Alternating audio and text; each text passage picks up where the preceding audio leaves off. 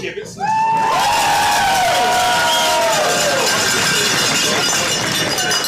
I don't think you guys have much competition. That wasn't very good. Okay, ready? 1, 2, 3!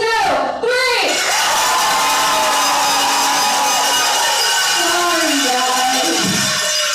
Okay, so we're going to take a little break for a couple minutes. We gotta wait for our teams to get ready. This is your friendly reminder. Go grab your drinks, go to the bathroom, hit the concession. We got about 5 minutes, I think, until our teams come out. Okay? Well, I guess we'll be back in 5 minutes.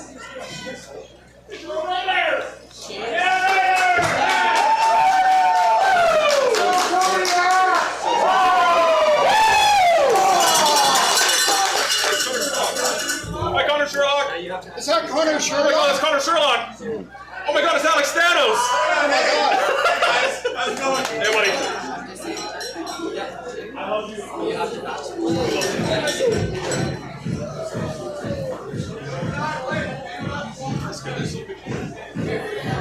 We've seen all the guys that Ladies and gentlemen, as the officials have taken the field, please give them a warm round of applause. The game would not happen without our officials. Thank you very much.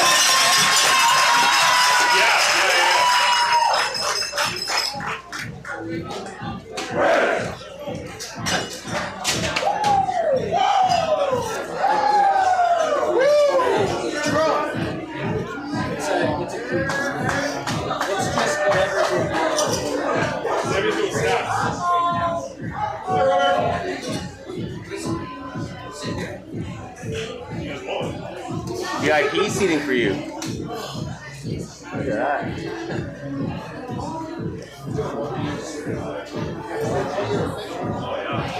Oh. Samuel, good to see you again. Nice haircut. What's new, Scott? You're going to be there. Box. Yeah. Snap's box. Yeah, good to see you, bro. You already got the boot? It's Heiselman, right? Heinzelman. Heiselman? Yeah, close enough. We know that. Heinz like the ketchup. Close enough. Yeah, easier now, yeah. It's easier to say than the quarterback's name. Sheremshinsky. Sheremshinsky. Oh my God.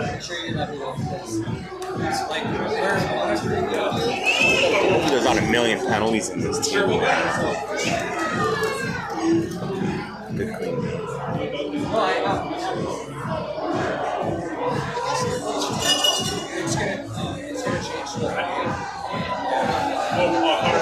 It's also this.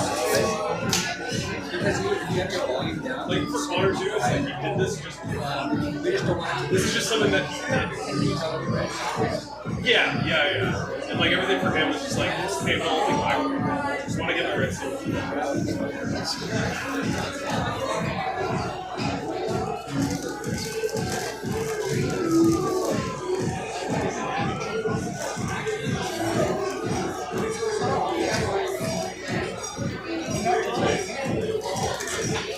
Oh, I didn't even show you. We just knew it was him. We knew like we 100% knew we just hit him. It's like we're one of those things that we want to try to do. Wires and cables.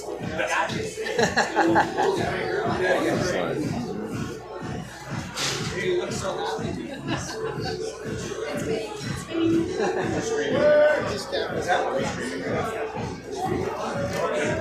Good? Five? We'll go on in.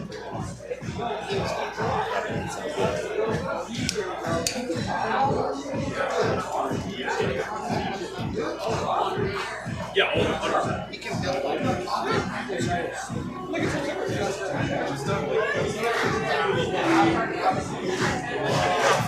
Ladies and gentlemen, it's a long wait for Vancouver Island. Let's give a warm, appreciative round of applause for today's opponent, the Vancouver Island Raiders. Thank you for coming. Welcome to the show. I am never so happy that I can't find a parking spot. That means the fans here and in the first game. Now the real football starts, right? This is how we call football. Right? This stuff is over. We play the real game tonight. So give a great round of applause to the Raiders, and then let's welcome the Kodiaks. Let's have a great game for the fans, and let's keep the game going. Thank you very much for coming for the support. Thank you for the sponsors. Thank you for the. I think the Cycling Board should sponsor this one, right? Thank you for all the sponsors, and thank you for the support. And this is going to be a great evening. Thank you very much for coming. Thank you. Thank you.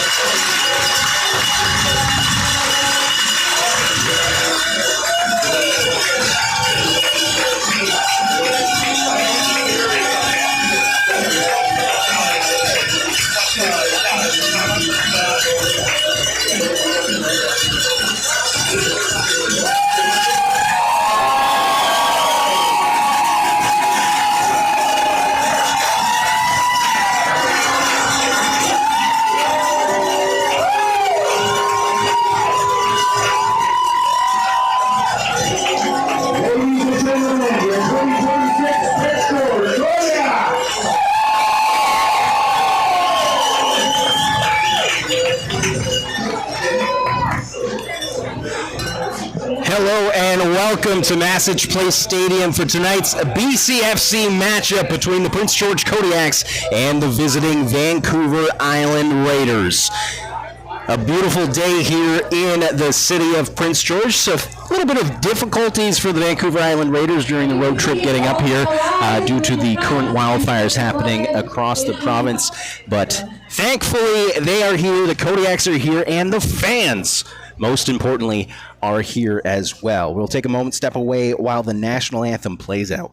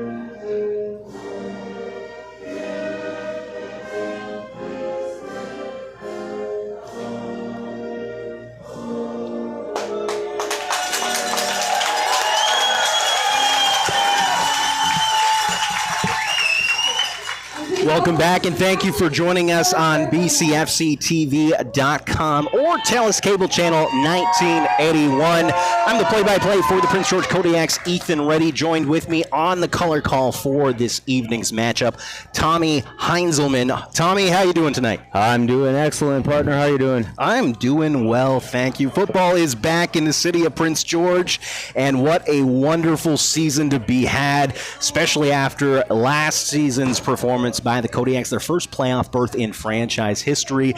Now, for the Vancouver Island Raiders, not quite the season they were looking for, and they've already got one game under their belt, taking on the Okanagan Sun in week 1 last week. They were toe-and-toe with the Raiders up until halftime, tied 14-14, and then that's when the Okanagan Sun do what they do best, to just grind teams down, ended up coming out with the victory, and the Raiders start the season 0-1. Now, for the Kodiaks, they had a week 1 bye, so a little extra time to get ready for the season ahead, and not only that, they've got a unique advantage here where the Vancouver Island Raiders, they have no game film on the Kodiaks for this season, whereas the Kodiaks, they have that game to kind of look over things, see what the tendencies are.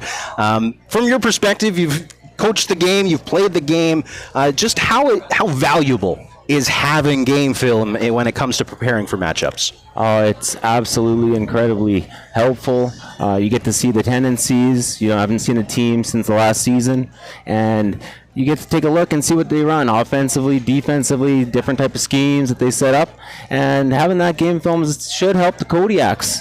And in turn, we'll have to see if the VI Raiders struggle with some of the new Kodiak formations and schemes that they are going to run with their new coaching staff led by Coach Ryan Bellamy. Awesome, and absolutely, I definitely agree with that. We'll see how this matchup goes, because I know the Kodiaks, this is actually the first time the Vancouver Island Raiders have been back in Prince George, just with the way the schedule gets set up year after year. The last time the Raiders were in the city of Prince George was back in 2024, I believe it was.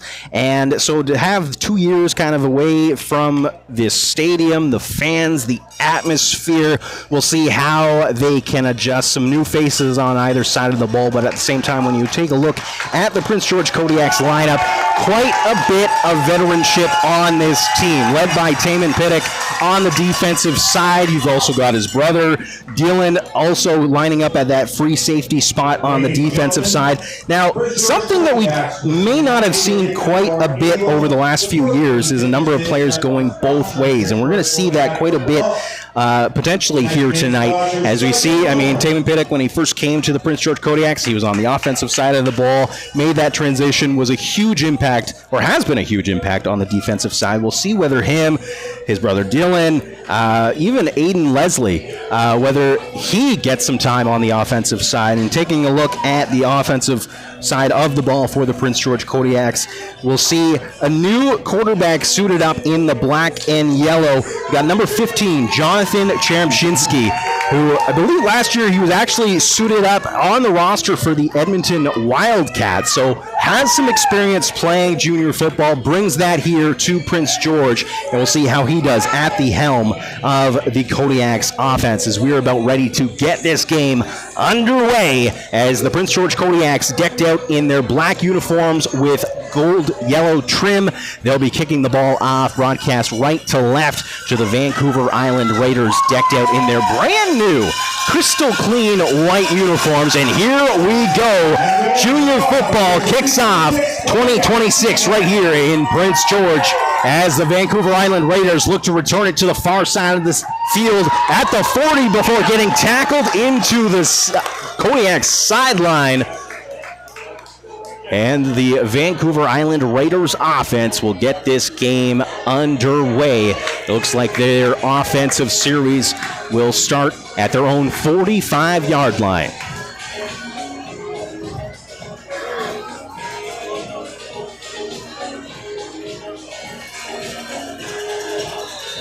Kodiaks on defense. We want lots of noise from the fans. It'll be number 13, Dylan Marino, as the starting quarterback for the Raiders. He was also the starting quarterback in week 1 for Vancouver Island. He'll get things started with a quick Handoff draw right up the middle, and that gets stuffed by the Kodiaks. Gain of maybe a yard on the play. Brings up 2nd down. Oh, great start by the Kodiaks by stopping that run. They're going to try to make the VI Raiders go to that pass game. And right off the bat, only a gain of 1. Perfect start for the PG Kodiaks. It'll be 2nd and 9 at the 46-yard line. Marino lining up in the shotgun. 4 receivers to the near side of the field.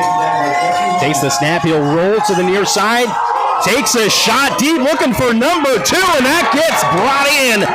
Jacob Kelso with the reception, but actually it's being called incomplete. And that will bring up 3rd down. Yeah, I believe he did land out of bounds. It looked like his shoulder pad landed first. Landed out of bounds, and that will be an incompletion. Very unfortunate for the VI Raiders, as they did have the man open, a little bit underthrown, and it leads to a 3rd down and long.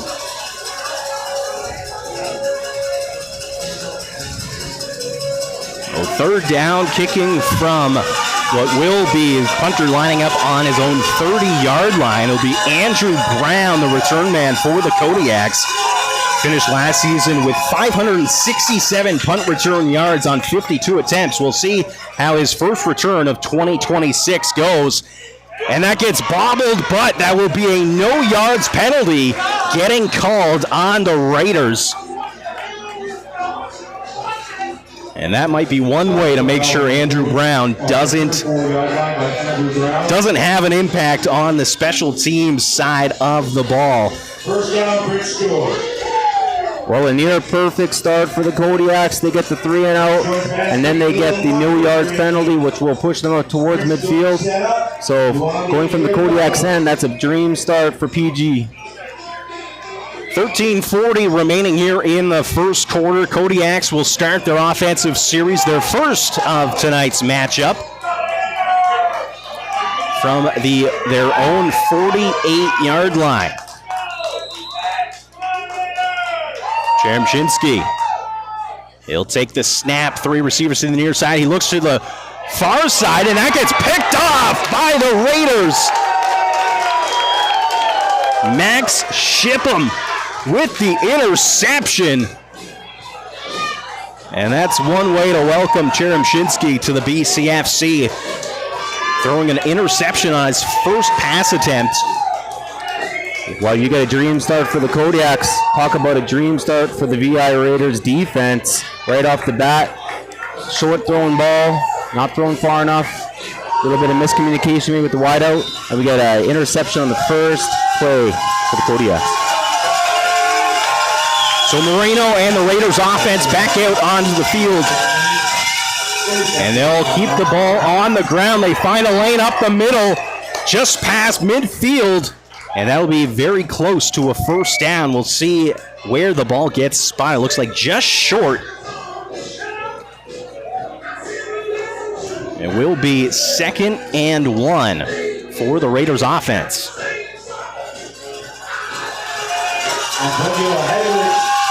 Raiders break the huddle.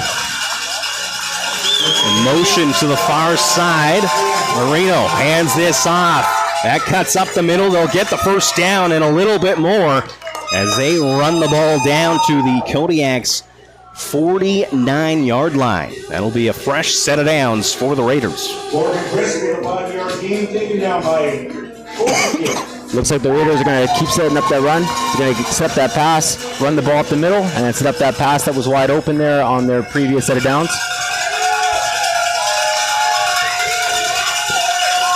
Three receivers to the near side. Marino drops back, looks for a quick pass to the far sideline. That gets wrapped up very quickly. Number 12, Dylan Pittock, a product of College Heights Secondary right here in Prince George, comes up with his first tackle of the 2026 season. Morgan Dubin with the reception for about a 4-yard gain, taken down by Dylan Pittock. 2nd and 6 for the Raiders. Empty backfield. Marino drops back. He's got some pressure, chasing down. He tries to rush, dives for the first down, but he will be short. Good coverage downfield by the Kodiaks. Makes the quarterback move in the pocket. Run up. He will be short. It'll be interesting to see if the Raiders go for it here. It is in that spot of the field where they could definitely go for it on third down. It looks like the offense is staying out. So 3rd and 2. They've had success on the ground. Yeah, I think you do have to go for it here. We'll see if they just try to rush Morgan Crisp right up the middle. They don't. They'll swing past to Crisp, and he'll get the first down and a little bit extra as he gets tackled at the Kodiaks 35-yard line.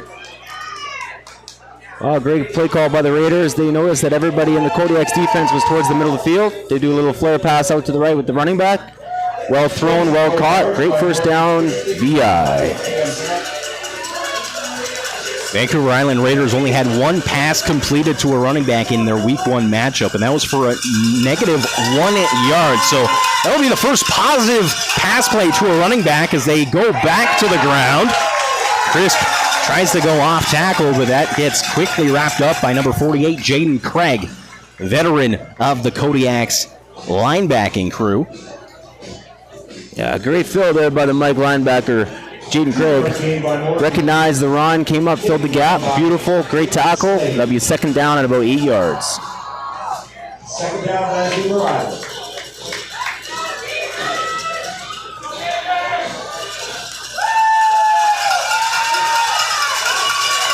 Raiders break their huddle. They've got 3 receivers to the near side. Crisp goes off and trying to throw it over the middle, and that falls incomplete. A few targets in the area, but ball skips off the turf. That brings up 3rd and 8 for the Raiders. Just a great play there by Taman Pittock, number 5, veteran for the Kodiak secondary. Timed it perfectly, no pass interference on the play. 3rd down and long. And once again, the Raiders are going for it on 3rd down. Marino drops back, looks to pass, scans. He's got some pressure coming after him. Rolls left, tries to connect, and that falls incomplete and will be a turnover on 3rd down. Kodiaks take over on offense. Another great stand by the Kodiak defense. Now it's time for the Kodiak offense to get things going. With only one play under their belt, which turns sour quick. Gonna have to see if the Kodiaks turn maybe to the run game. 9:30 remaining here in the opening quarter. Kodiak's offense will take over at the 33-yard line inside their own end of the field. 2-back set in the backfield. And Toby Plett now in at quarterback for the Kodiaks. A flag on the play. They try to hand it off to Gavin Halverson. Looks to be offside on the defense, I believe.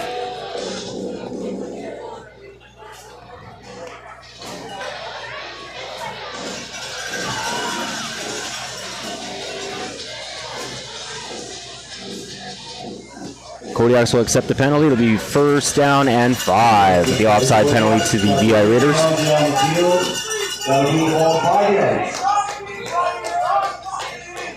So with the penalty, it'll move the spot of the ball up to the Kodiaks' 38-yard line.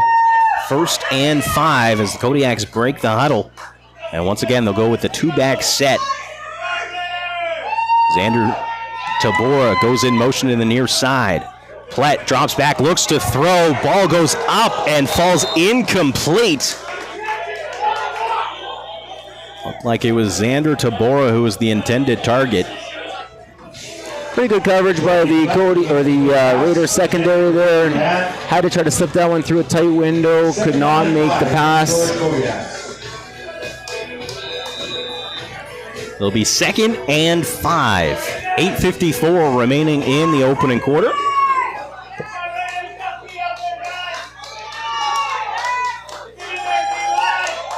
Balance formation for the Kodiaks. Plett. He'll fake the handoff, roll right, tries to connect to Tabora, but that will fall incomplete. So it does look like there is a flag in the Raiders secondary. Pass intended to number 22, Cooper Matt. There is a flag on the field.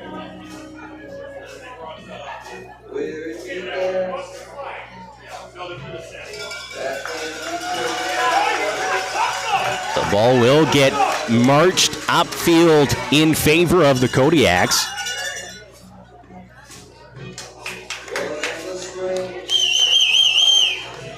Oh, that'll lead to another first down for the Kodiaks. Right now, if you're the Raiders coaching staff, you're just saying, stop committing some penalties here. We can stop them with our defense. But the penalties right now are hurting the Raiders in a big way. And it's interesting, that's very much the same thing that was being said by the Raiders head coach following their last week loss to the Okanagan Sun. Too many penalties that came back to haunt the Raiders as a flag thrown, I believe it was offside on the Kodiaks.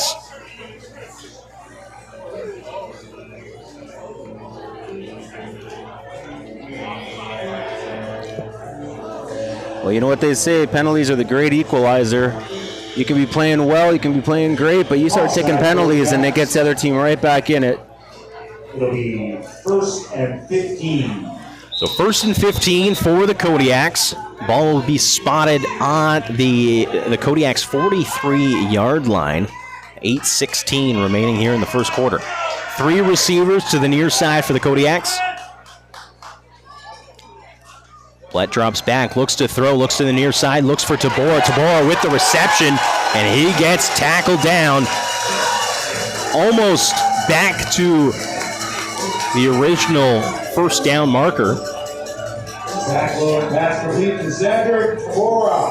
And I know that's only a 5-yard pass, but if you are Shermshinsky and the Kodiak offense, you're liking that play. It was a great, well-thrown ball, good catch, and you get a nice completion down for a second down play here. 2nd and 10 Kodiaks. Kodiaks once again, 3 receivers to the near side. Toby Platt drops back, looks to throw, tries to connect to Nick Ramirez. That gets broken up.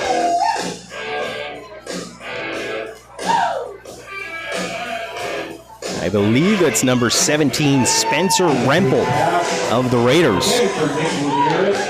They'll bring up 3rd and long. Yeah, more good coverage by the Raiders.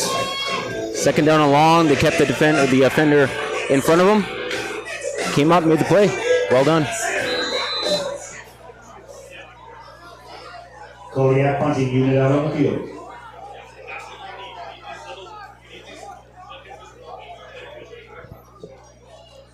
The ball gets punted away. It'll get fielded by number 2, Kelso, and he gets tackled at the 32-yard line. Well, not much of a return there by Kelso.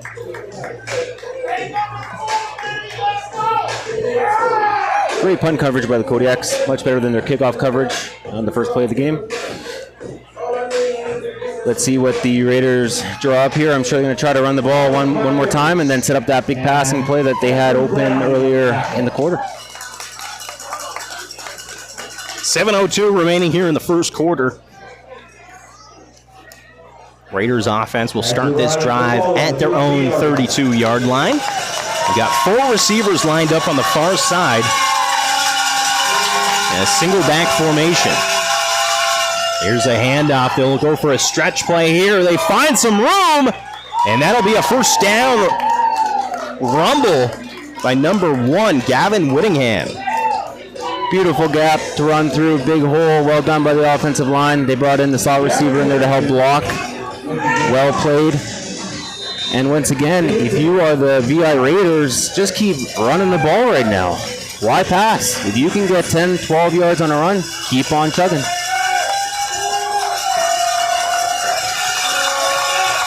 Three receivers to the far side. Marino hands this right back to Whittingham. And a flag in the backfield. And it'll be a hold against the Raiders.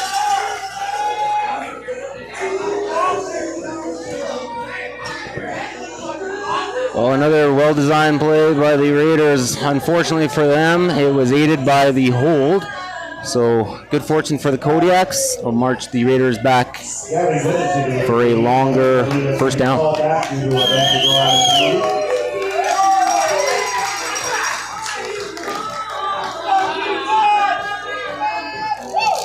It'll be 1st and 20 for the Raiders with 6:16 remaining here in the first quarter. Kodiak's defense lined up in what appears to be a 4-3 scheme. 4 down linemen, 3 linebackers, some rush up the middle, and that gets picked up! Aiden Leslie with the pick. Returns it to the far side, has some room to the 30 before getting forced out of bounds.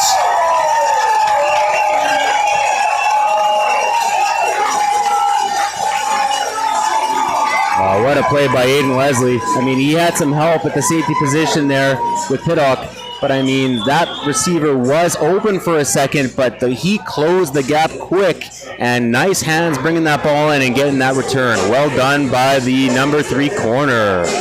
Beautiful interception by Leslie. You saw him just step inside of that route to pick it off.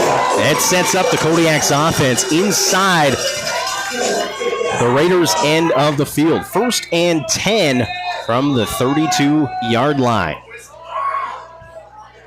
Platt drops back to pass, looks.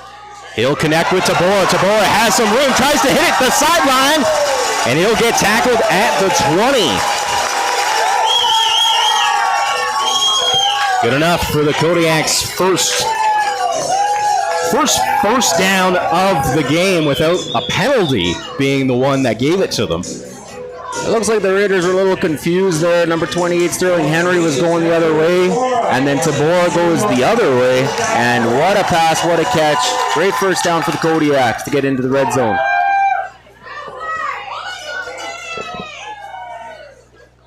Two backs in the backfield along with Platt. There'll be another play action. Quick pass to Tabora. He'll quickly get brought down. They'll bring up 2nd and 7. A gain of a few yards on that last play. It was looking like a pretty good play for the Kodiaks until number 11, Aiden Batel, made a great play coming up, filling and making the tackle.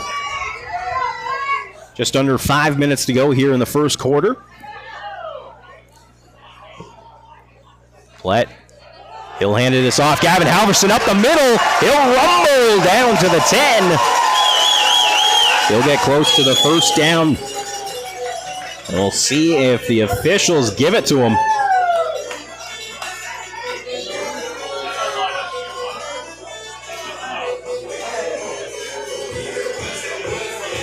Looks like they'll be just short. Great run by Halverson. He had a heck of a year last year, and it looks to carry it on this year. Gavin Halverson finished 3rd in the BCFC last season with 536 yards on the ground and 4 touchdowns. And it looks like Toby Platt will call a timeout. A first timeout taken by the Kodiaks. Yeah, that's a smart timeout by Bellamy and the Kodiaks. You want to see how the VI Raiders are lining up, see what kind of scheme they got going. Gives you a little bit extra time to get some water, think about what you want to do. Maybe you change up the play that you're running with, or maybe you stick with the original plan on that one. It's been pretty back and forth between these two sides so far through the first 10 minutes of this game. So there could be a lot riding on those first few points that get scored. So definitely a good opportunity for the Kodiaks to just settle things down, think about their game plan, and try to punch that ball into the end zone. But first, they need to get the first down right here. Yeah, absolutely nothing worse than getting into the red zone within the 10-yard line and then turning the ball over on downs and coming away with a big goose egg. Raiders putting the pressure up. Ball gets fumbled by Platt. That is not what you want. Platt able to recover, but on a 3rd and short. Literally exactly what you were just talking about, Tommy. You do not want that type of situation so deep in the red zone. Yeah, big mishap by the Kodiak offense. And now you got the Raiders defense pumped more than ever. Another stop by them, even though it was the mistake of the Kodiaks. It's a stop, and it's still 0 points.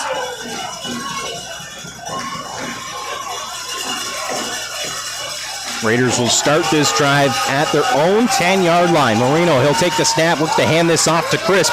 Crisp trying to evade some tackles, but he'll ultimately get wrapped up and brought down at the line of scrimmage.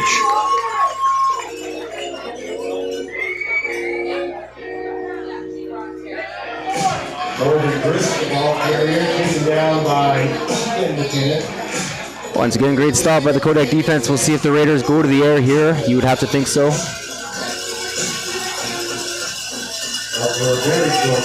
Second and 10. Marino draws back, looks to the near side, looks for a quick hit, and that gets wrapped up very quickly. A gain, but not a lot. And that'll bring up third down. Yeah, what a fill by Dylan Piddock, number 12 there. Kodiak corner. He's playing that coverage, drops back. As soon as that ball's in the air, he steps right up, makes the play. Surefire tackle, makes the Raiders punt here, you'd have to think.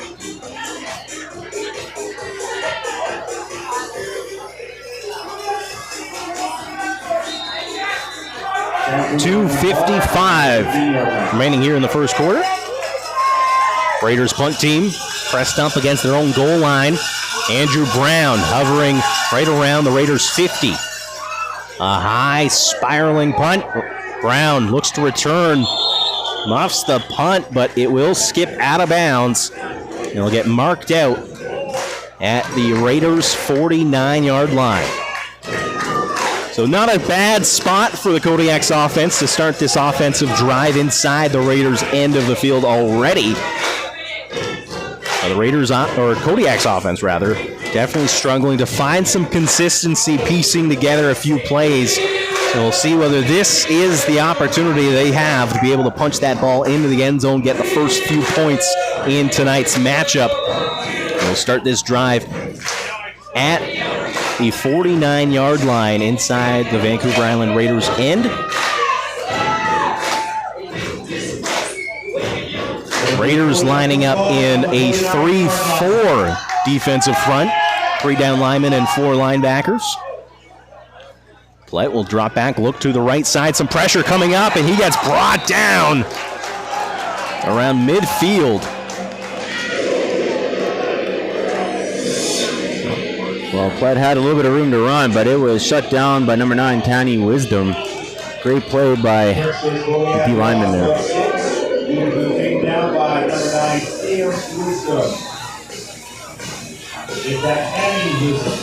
Kodiaks break the huddle, second and long.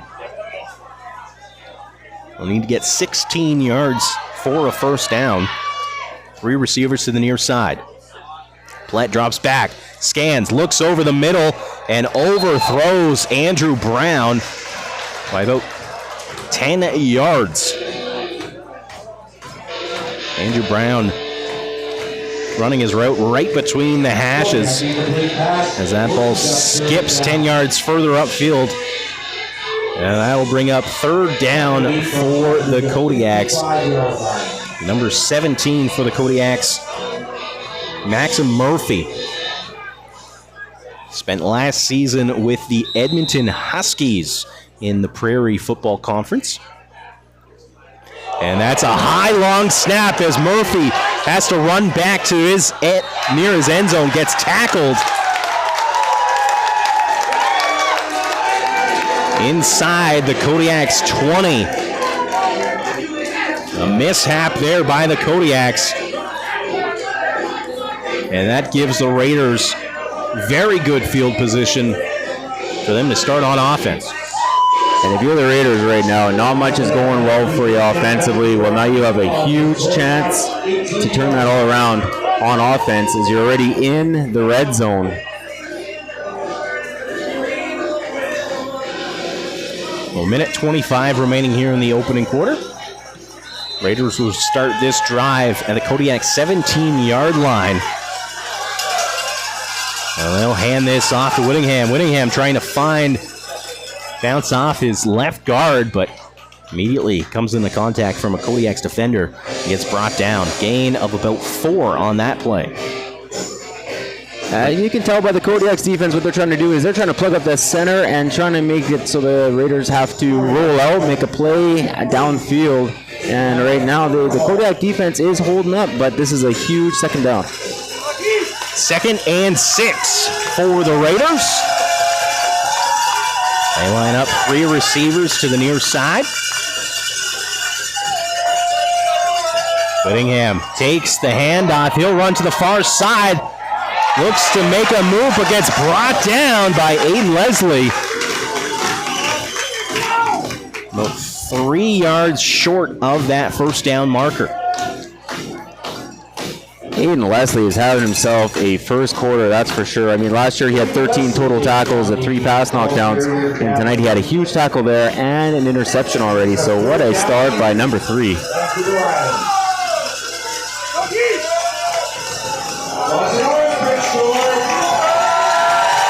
3 receivers to the near side.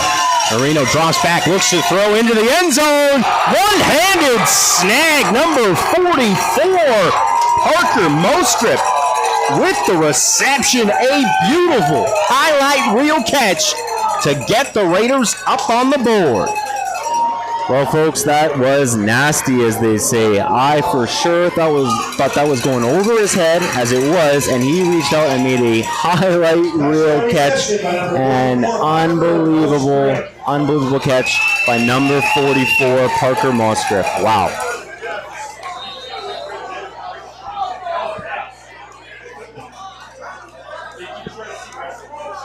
Raiders line up for the point after. And it will be good as the Raiders open the scoring 7-0 over the Prince George Kodiaks as time expires.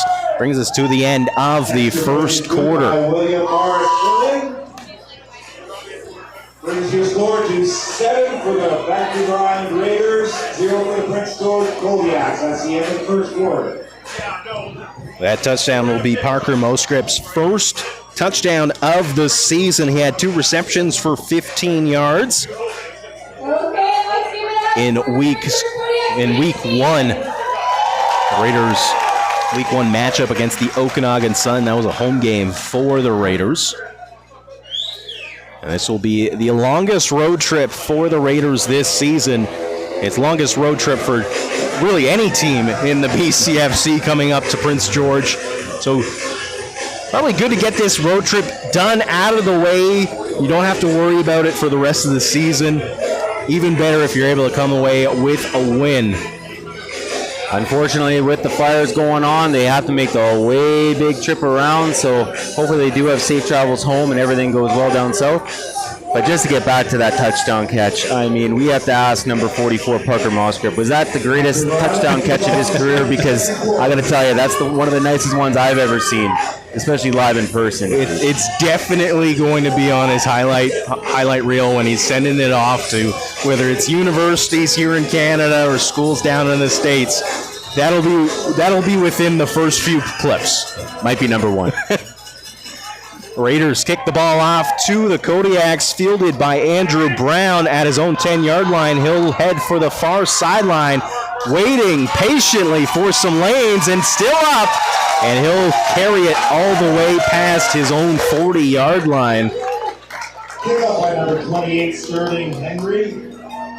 Well, pretty good return for the Kodiaks. Pretty decent field position again for the offense. And, like a broken record, here we go. Kodiak offense has to get something going, get their defense some rest, some time away from the field so they can kind of regroup. And we'll see what the offense comes out with. 14:44 remaining in the second quarter.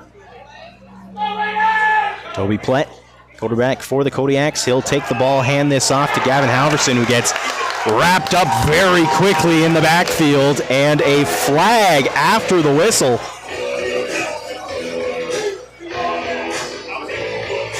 Ball carrier Gavin Halverson. And it's going against the Kodiaks.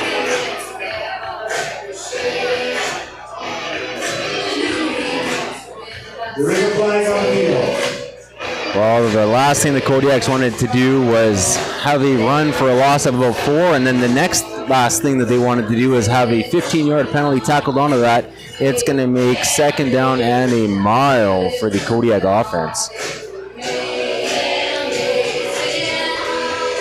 So ball currently spotted at the Kodiaks 21-yard line. They need to get all the way to the 52-yard line for a first down.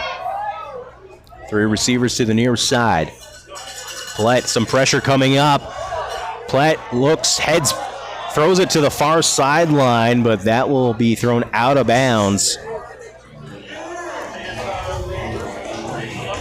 Yeah, those are difficult because the defense is just sitting back. They know if you get 10, 12, 15 yards, that's all right. And when you start throwing it towards some of the defenders, they're going to try to make a jump on that football, and it was nearly intercepted there by the Raiders secondary. Broken up by Purple. That'll bring up 3rd and 30. And the Prince George Kodiak punt team. You know, right now, partner, both defenses are playing pretty well. They're doing their jobs. They're stopping them for the most part. The Kodiaks almost had a huge stop there in the red zone. If it wasn't for a great Mossgrip catch, this game would still be 0-0. Kodiaks 3rd down, punt team out. Ball skips off the turf. A low, wobbling punt as that gets fielded at the 45 inside the Kodiaks end. A flag on the field, number 18. Quick to snatch the ball and gets wrapped up, brought down after trying to fight through a few tackles. But a good heads-up play there by number, I believe it was 17 on the return. Noticing where he was in proximity to the Kodiaks cover team, and not only just came up with the return, but also a no yards penalty against the Kodiaks.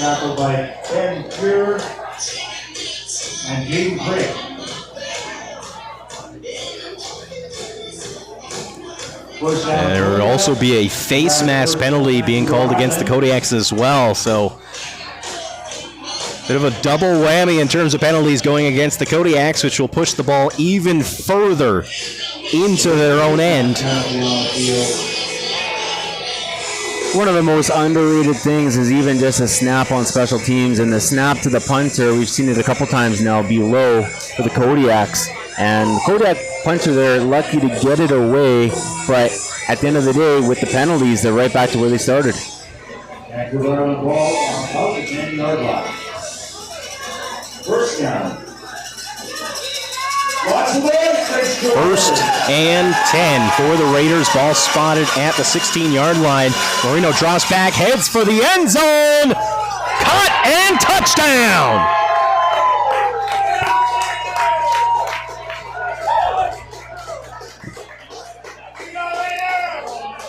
Blaze McCarty with the touchdown reception for the Raiders. Blaze McCarty doubles up the Raiders' score as he makes that reception towards the back corner of the end zone. Yeah, that was a well-thrown ball. Right in the corner of the end zone, well done. Another nice pitch and catch by the Raiders, and looks like they might be up 14 points here, early second.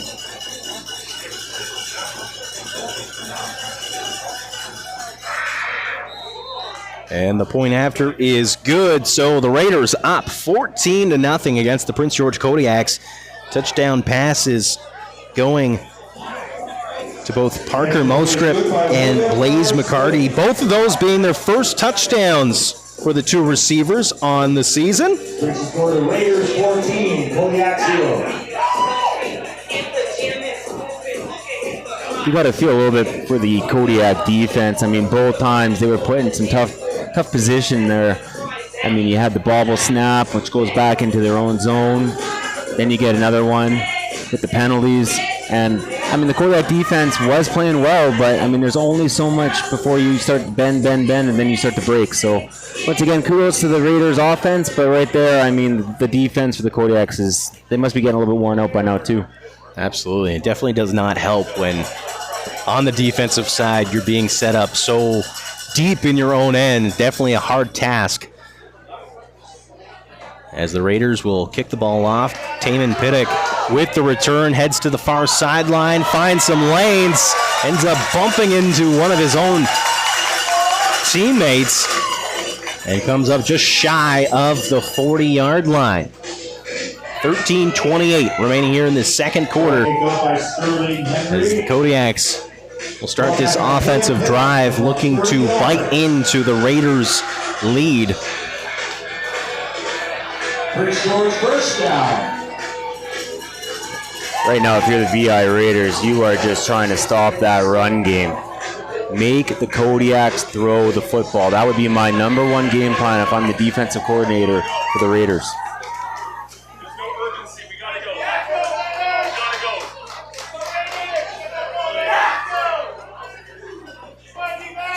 Blett takes the snap. He'll hand this off. Gavin Halverson.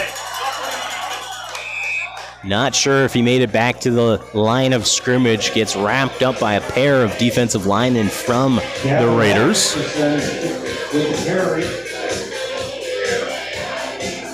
Yeah, the Raiders coaching staff, they know what they're doing. They know stop the run, make the Kodiaks pass the ball. If the Kodiaks can show you that they can throw the ball and make some completions, then you adjust. But right now, stop the run, make them punt the ball.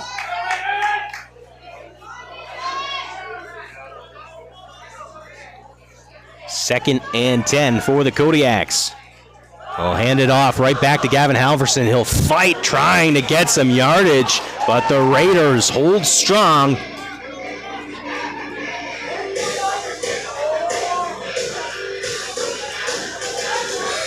As that'll bring up third down as the punt team comes back out onto the field for the Kodiaks. Great job by the Raiders defense. Load up the box, send them. No lanes to run. Halverson had no chance. Offensive line had no chance there. And another great defensive play by the Raiders. 12 minutes remaining here in the second quarter. Ball gets snapped and punted away. A booming kick.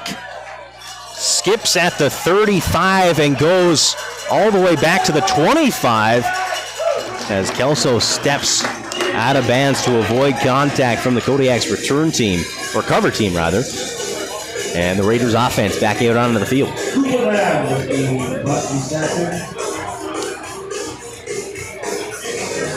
And it looks like Xander Tabora, number 22 of the Prince George Kodiaks, needed some medical attention following that play. Looks like appears to be a lower body injury as he gets tended to by the medical staff of the Kodiaks. The Raiders will start this offensive drive at the 27-yard line inside their own end of the field.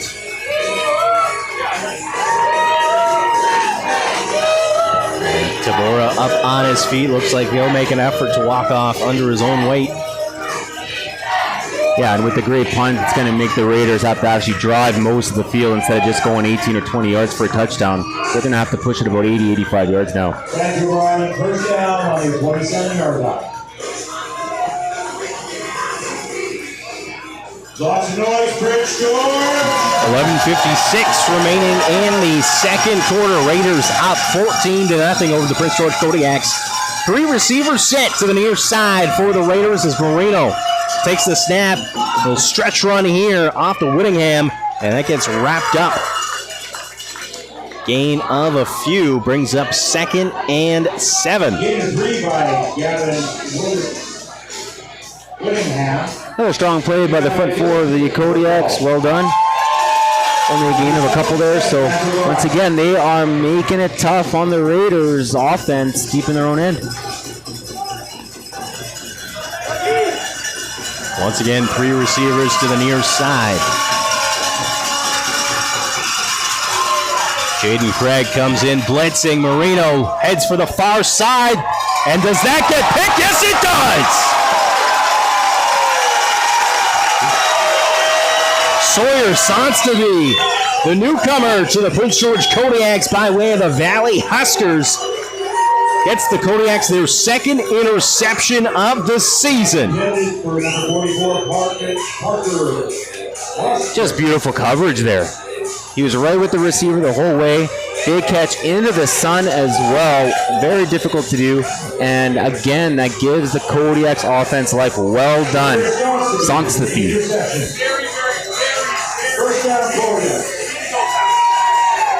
11 minutes remaining here in the second quarter. Kodiak's offense break their huddle. They've got 3 receivers to the near side. Gavin Halverson lined up as a slot receiver. As Platt, he'll toss it to Sidney Nancaro, and he gets wrapped up. A high tackle, but no flag on the play. It'll be a loss. And that will bring the line of scrimmage back to the Kodiaks 40. Completed pass, loss of yards, and that sets up 2nd and long. Kodiaks need to get to the Vancouver Island 52-yard line for a fresh set of downs. No chance for Nancaro there. I look like the ball almost slipped out of the quarterback's hands. They got to start pushing the ball down the field here quick. Single back in the backfield. Platt drops back, looks to throw, heads over the middle. That skips off. I believe that's number 11 for the Raiders, Aiden Bytel. And a late flag being thrown in the backfield.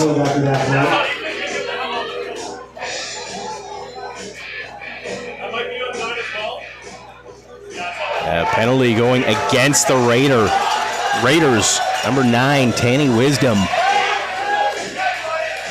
being called for the infraction.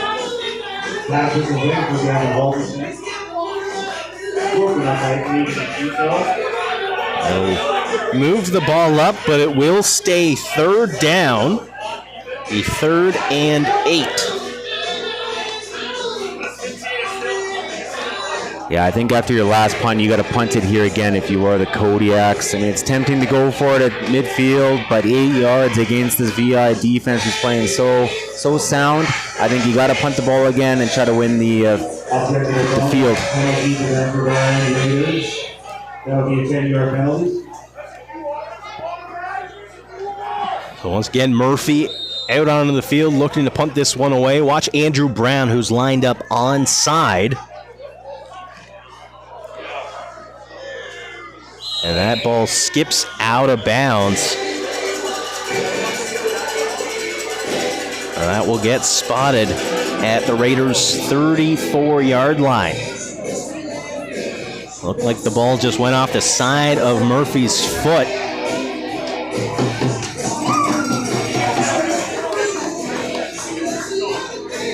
Well, glass half full approach. At least there was no return on the play with the Kodiaks, but still you would have wanted an extra couple of yards on that punt for sure. 9:49 remaining in the second quarter.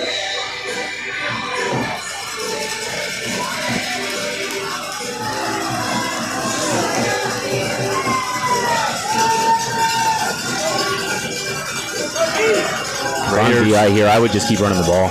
Raiders 3 receivers to the far side. A quick hit over the middle, and that's a catch and a gain of about 15 on that play. Parker Moscrip with the reception. Just kind of bounced off that first contact and got a few more extra yards after the catch. Sets the ball up at their 50-yard line. 1st and 10. I would definitely have been wrong there. That was a great passing play by the Raiders. Here's a handoff here. Here's Crisp trying to find some room to run. Gains a few yards before being brought down. Jaden Craig in on the tackle there. A gain of about 4. 2nd and 6 for the Raiders as they near midfield. 8:35 remaining in the second quarter. 3 receivers to the far side, just a lone back in the backfield for the Raiders. Marino drops back, looks right, looks for a quick Little hook route and connects with Kelso on that. That'll be another first down play for the Raiders as they're moving the chains. Another well-executed pass by the Raiders, and that does a couple of things. One, it spreads out the Kodiak defense. I mean, you start running the ball up the middle and they start containing it, well, now you can pass the ball as well. So now you start to spread up the defense, and it can make life very difficult for the PG defense.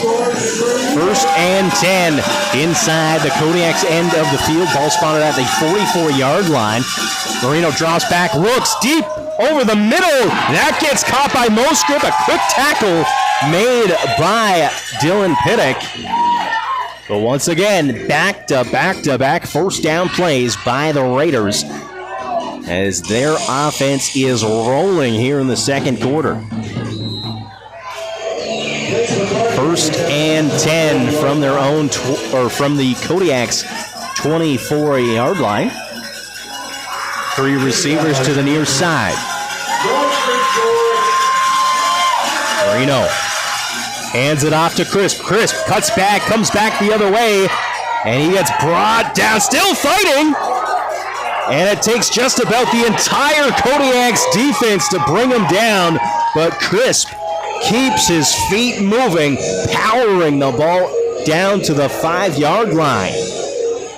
I mean, what a terrific run. What a terrific cutback on that play. There was no room on the right, cuts it back, and takes half of the Kodiak defense with him. However, it does look like there is a penalty on the play to the Raiders. Defensive captain Jaden Craig talking with the lead official regarding the penalty.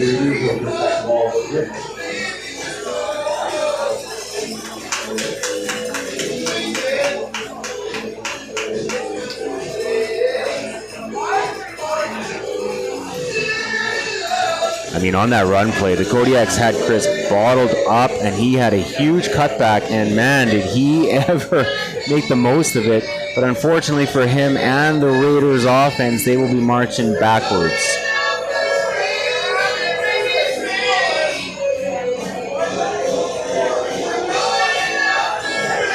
So ball comes way back.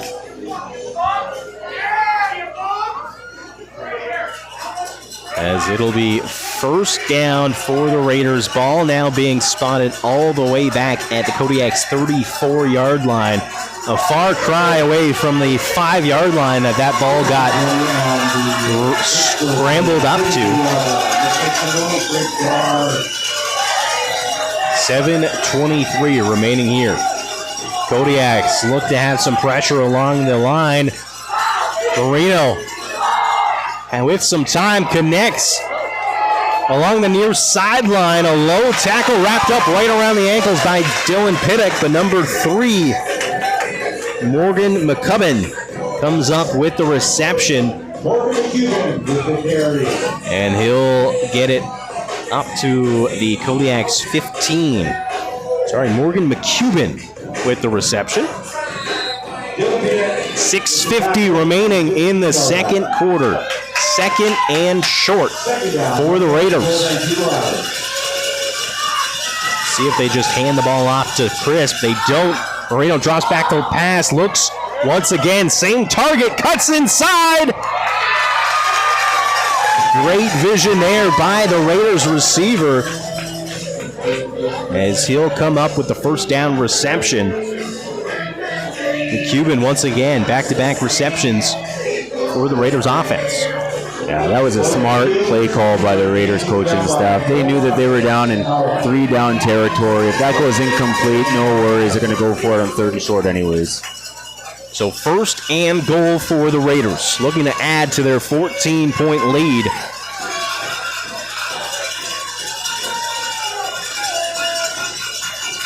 Oscrip lining up as a fullback. They'll stack the box, hand this off to Crisp. Crisp running, and touchdown for the Raiders.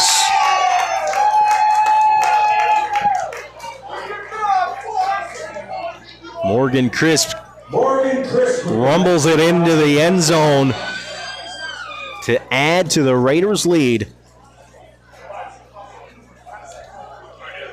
And the Raiders will line up for the point after.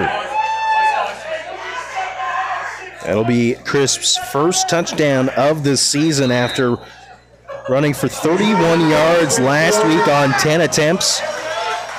He's definitely having himself a performance here tonight in Prince George as the Raiders go for the point after, and that is good. So the Raiders now lead 21-0 with 5:45 remaining here in the second quarter. First, kudos to the Raiders coaching staff and players on some well-executed plays, some great play calls.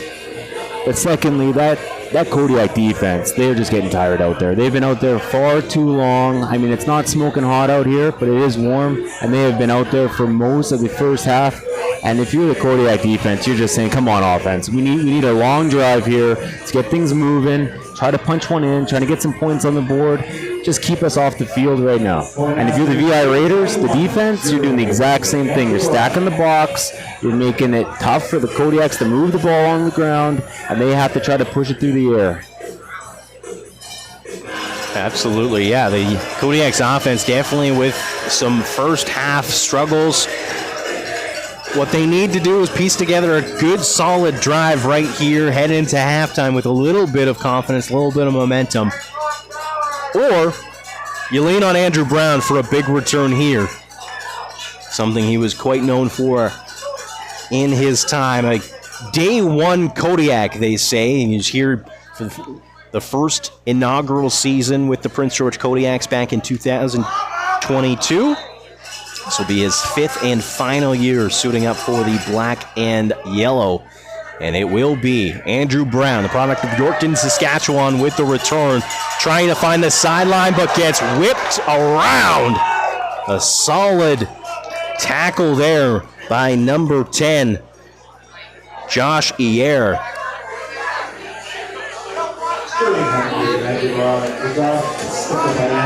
Iyer was like a heat-seeking missile on that play. I mean, I was watching him the whole way down the field, and wow, he found the gap, went right through it, and made a beautiful tackle there.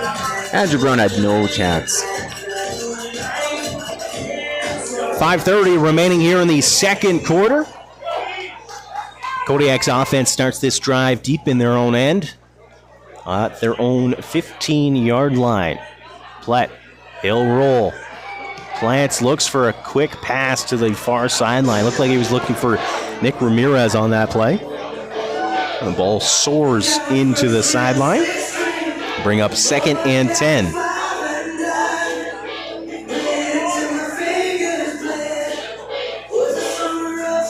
Pass gives us 2nd down, Prince George Kodiak.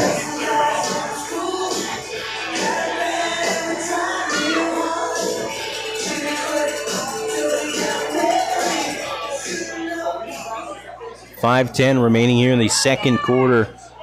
Kodiak's trailing 21-0 to the VI Raiders. 3 receivers to the near side. Plett drops back, some pressure coming. Plett looking for the sideline, trying to connect to Ramirez, a diving attempt, but unable. And Kodiaks may have gotten away with a penalty there. Looked like there was a hold by the right tackle. 3rd down, Prince George.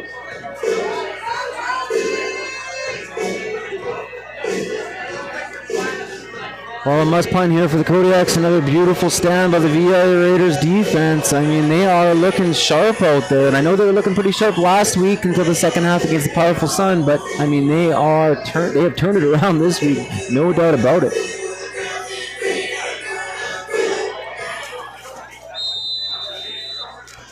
Murphy lined up at his own 1-yard line to punt this one away.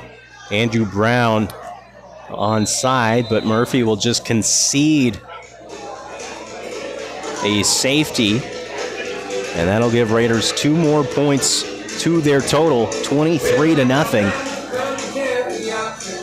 Gives us the safety on that play, bringing the score to 23-0. Vancouver Island.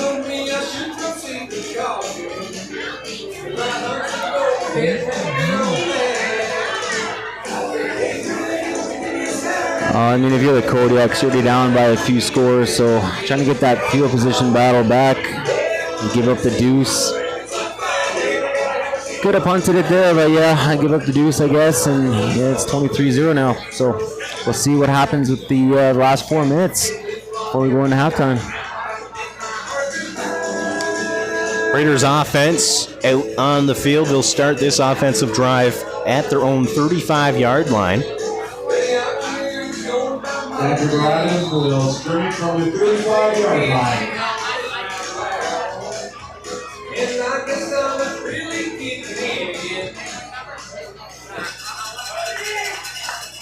The 2 receivers set to the near side. Parker Mosgrip coming in motion. He'll line up in the backfield before swinging out to the far side. Marino, quick hit.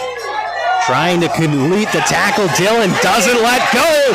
And that'll be a gang tackle in the backfield. Or actually, no, it will be marked at the line of scrimmage. McCubbin with the reception. Dylan Pittock not letting go. A tight grip right around the ankles. Pittock with 27 total tackles last year. 4th on the Kodiaks. Great wrap there for the big stand. Marino play action. Looks to throw to Mosgrip. He gets wrapped up and brought down by Hamann. That'll bring up 3rd down. With the 4-yard reception, taken down by Christy Hamann. It'll be 3rd and 7. Looks like the Raiders offense is staying out on the field. I mean, that is just showing you they are not too worried about the Kodiak offense right now. Even if they turn over the ball here, let's see if they actually do go for it. But even if they turn it over here, I mean, they'll give the Kodiaks that position. Some pressure coming off the middle. Marino trying to get away. He'll try to pass to one of his offensive linemen to avoid the sack deep in his own end.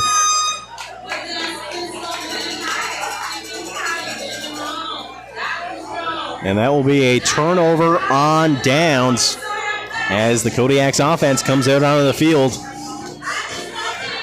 Some pressure coming right up the middle by Michael Elade. I mean, that is exactly what the doctor ordered for the Kodiaks and their offense. Right now, they need to push this one into the end zone. They need some points. They get a 2-score game going into halftime. It's got to happen right now on this drive.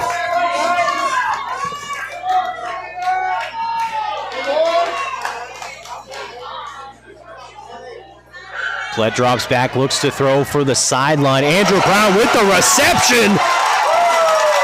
And it looks like it'll be just shy of the 1st down. Looked like it was almost a pick, but Andrew Brown brings it in as the defensive back cuts under the route. Andrew Brown gets the ball to the Raiders' 30-yard line. It'll be 2nd and 1. 3-minute warning here in the 2nd quarter. Ooh, that window was tight, partner. That was a tight window.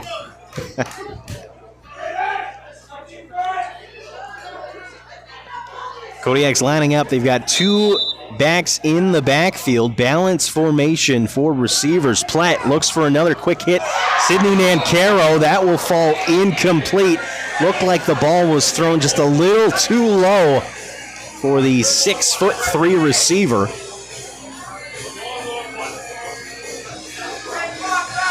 They'll bring up 3rd and 1. Kodiak's offense, they're opting to stay out on the field as they're gunning for their first few points of the game.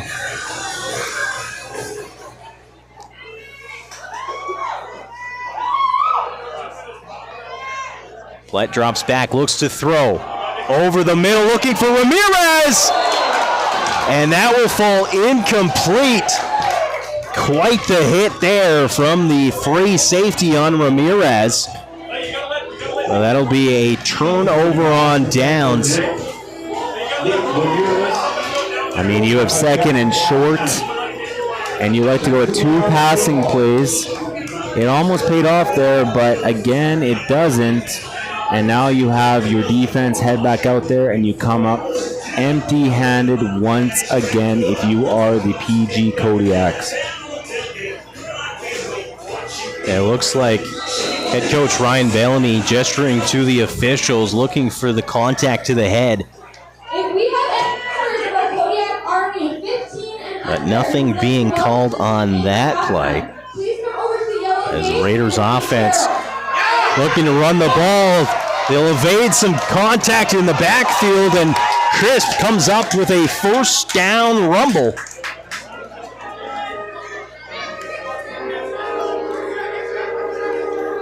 With 2:24 remaining here in the second quarter.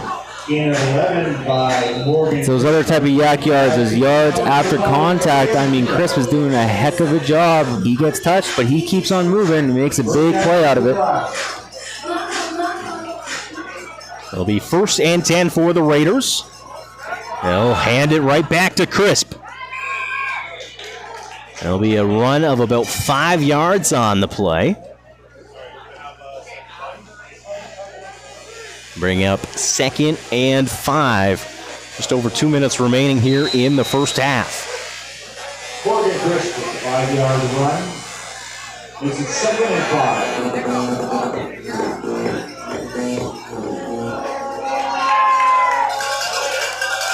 3 receivers lined up to the far side for the Raiders. Marino drops back, looks to throw, scans. He'll throw it to a bit of a bobble after the catch. But Morgan McCubbin sticks with it. Looked like he looked upfield a little bit too early before he actually fully secured the ball. Morgan McCubbin. Yeah, they're catching right into that sun as well.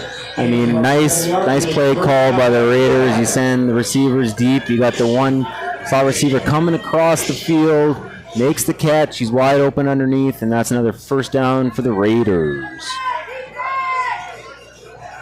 Raiders right near midfield. Marino, he'll throw it to the flat to Crisp. And just a series of Kodiak's defenders on the turf following that play. It took about 4 or 5 Kodiak's defenders to try to bring down and trip up Crisp. Crisp comes up with a gain of about 7 on that play, makes it 2nd and 3 with 1:10 remaining here in the first half. Well, if the Kodiak defense hasn't learned already, they have to go low on Crisp. He's a load to bring down. I mean, you have to just get down towards his knees, ankle area, and make the tackle.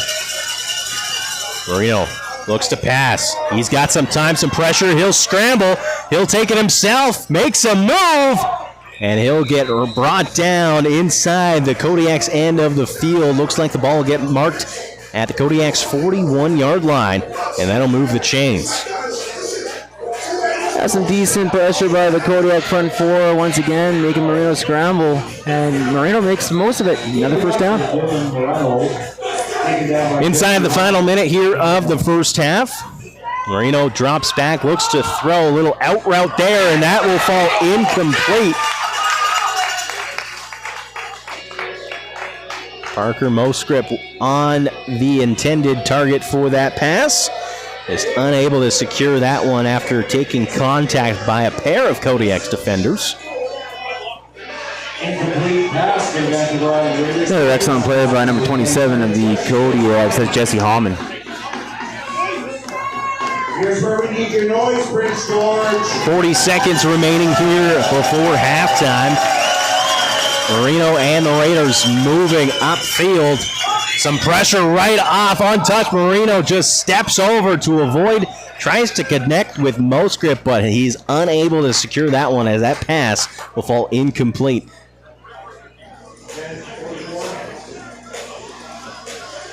Incomplete pass intended for number 44, Parker Moscrip. Yeah, the Kodiak's defensive front is pushing Marino out of the pocket, doing a good job of that. But as you can see, the Raiders right now, they're playing with house money on offense. They're going to just keep on going for it on third down. 3rd and 10. 3 receivers to the near side, just the lone back in the backfield to the side of Marino. Some pressure coming off the edge. Marino steps up and he'll get tackled. His helmet rolling further upfield than the play itself. That'll be a turnover as the Kodiak's offense will have About 28 seconds left on the clock to work with. We'll see whether they just let it run out or whether they try to get some points up on the board before halftime. And you may be looking at the scoreboard and you see 23 points against the Kodiak defense, but actually they've played quite well. They got put in a couple of tough spots and given up a few different plays, but they've actually played quite well considering. Yeah, keep in mind the Kodiaks defense, 2 interceptions to their credit so far. A little jet sweep here by Andrew Brown. He'll get tripped up near the 50, but a pair of flags out on the field on either side. Andrew Brown with the run. We'll see where they mark it.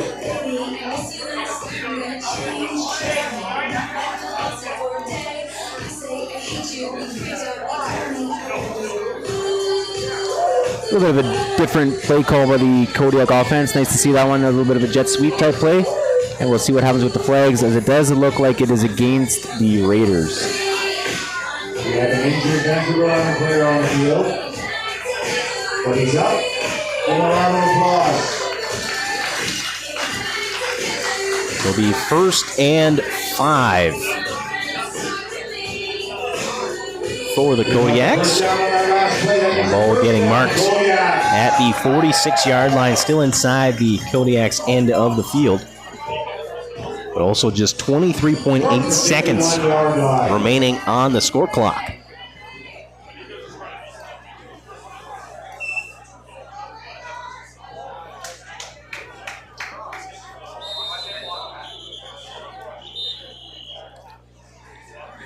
It looks like the Raiders will call themselves a timeout. Timeout called, Vancouver Island Raiders. As not all, but a few members of the Raiders defense make their way to the sideline, discuss things with their head coach. Kodiak's offense will go over to meet head coach Ryan Bellamy near their sideline. Again, 23.8 seconds remaining here in the second quarter. Vancouver Island Raiders leading the Prince George Kodiaks by a score of 23-0. Well, right now, if you are the Raiders defense, you are saying nothing behind you, obviously. Maybe you're playing a cover 4 shell type, a quarters type defense. I'm not too sure. It's up to the coaching staff. Maybe go cover 3, but you are dropping back. Make sure nothing gets behind you. If you are the Kodiaks offense, maybe you're going to try something over the middle, maybe some kind of a crossing route's going to be open where you can get the pass, the completion, and maybe some yards after the catch, and you still do have that timeout left. Kodiak's offense back out onto the field. 1st and 5. But it looks like there will be a procedure penalty being called against the Kodiaks. Number 69. I believe that's Dre Barclay, just a little early in his movement. Also, if you're the Kodiak offense, you want to do things too stupid here, right? You don't want to throw an interception. You don't want to turn the ball over and give the Raiders another chance on offense.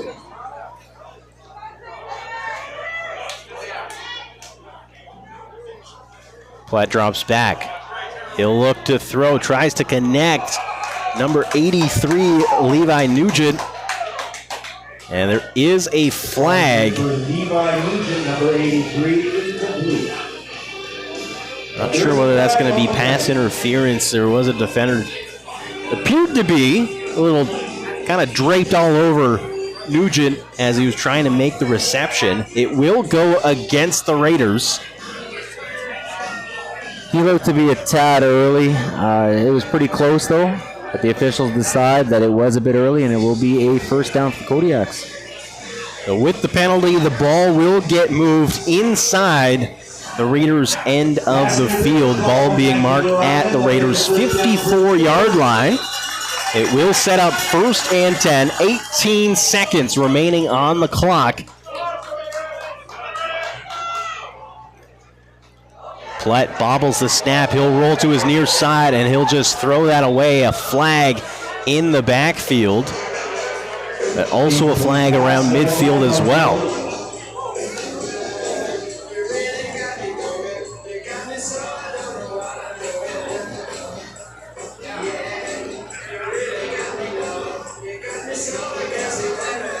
And it looks like it'll be going against the Kodiaks.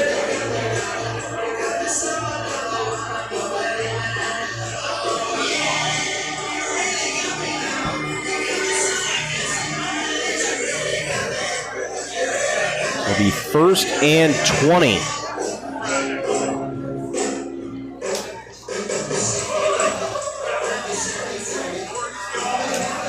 $14 seconds remaining on the clock before halftime. Kodiak still scoreless. Penalty went against the Kodiaks. It's 1st and 20. 3 receivers to the near side. Toby Plett. He'll take the snap, looks to throw over the middle, a quick pass. Bobble, but gets caught by Andrew Brown. Looks like the initial target, Nick Ramirez. Ball just skipped off his fingertips, deflected even further upfield to Andrew Brown, who had the awareness to be able to haul that one in and get a few extra yards. Gets the ball back inside the Raiders' end of the field. There will be a timeout for the Kodiaks. Well, I have called that one. I said the middle of the field might be open, but I did not call the deflection catch run. I was halfway there. Just under 10 seconds remaining here in the second quarter. Like I said, Kodiak's taking a timeout. Ball being spotted at the 45-yard line. Well, Ethan, what do you do here? Do you send her to the end zone? You heave it? I'm going to tell you right now, I'm just the play-by-play. This is your job to answer. Well, I mean, if you have the time to make the throw. The former receiver in me would say just throw it, try to get it into the end zone or even just close, maybe do a little, hook and ladder. I would love to see the hook and ladder. I'm a trick play guy, so let's just make things, make it a little entertaining. Everybody loves a good trick play. Or a catch like Mossgrip earlier. Absolutely. Plett takes the snap, some pressure coming through. Plett looking for Sidney Nancaro, unable to hold on to that one as the ball skips through his hands and falls incomplete. That'll bring up 3rd down. 5.3 seconds remaining in the second quarter. The issue right now, if you're the Kodiak offense, is you just don't have enough time. You drop back the quarterback, and that front 4 of the Raiders, even if they're only sending 3, they're still getting pressure on the QB. And if you don't get your receivers downfield, you can't make the play for the touchdown.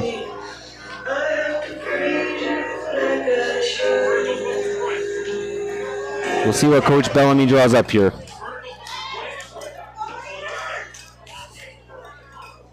Plett looks to the near side, puts it up. Andrew Brown looking to chase it down, but that will fall incomplete. As number 33, Keegan Barendret, positions himself to force that incompletion. Now 0.1 second remaining on the clock. Enough to have the Raiders come out on offense following the turnover on downs. Oh, it's always tempting to do something fun here, like you're saying with a hook and ladder or something else. But if I'm the Raiders, I'm just taking a knee, getting into halftime, taking a 23-0 lead. But you never know. That's why I'm up here and they're down there making the big bucks.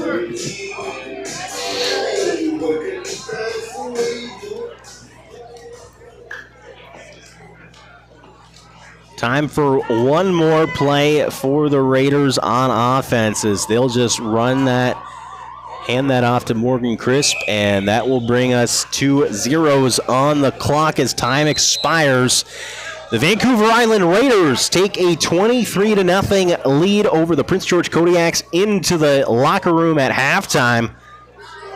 Aiden Baytail with the carry. We'll take a moment, we'll step away. We'll come back in about 10 minutes' time to recap the first half and get you ready for the second half right here at Massage Place Stadium between the Prince George Kodiaks and the Vancouver Island Raiders. And the souvenir shop to the south of the field. 1, 2, 3, right. That go. All right. Okay. Let me know if there's. You did a good job, man. As always. I could not be doing my hair. I'll tell you that much.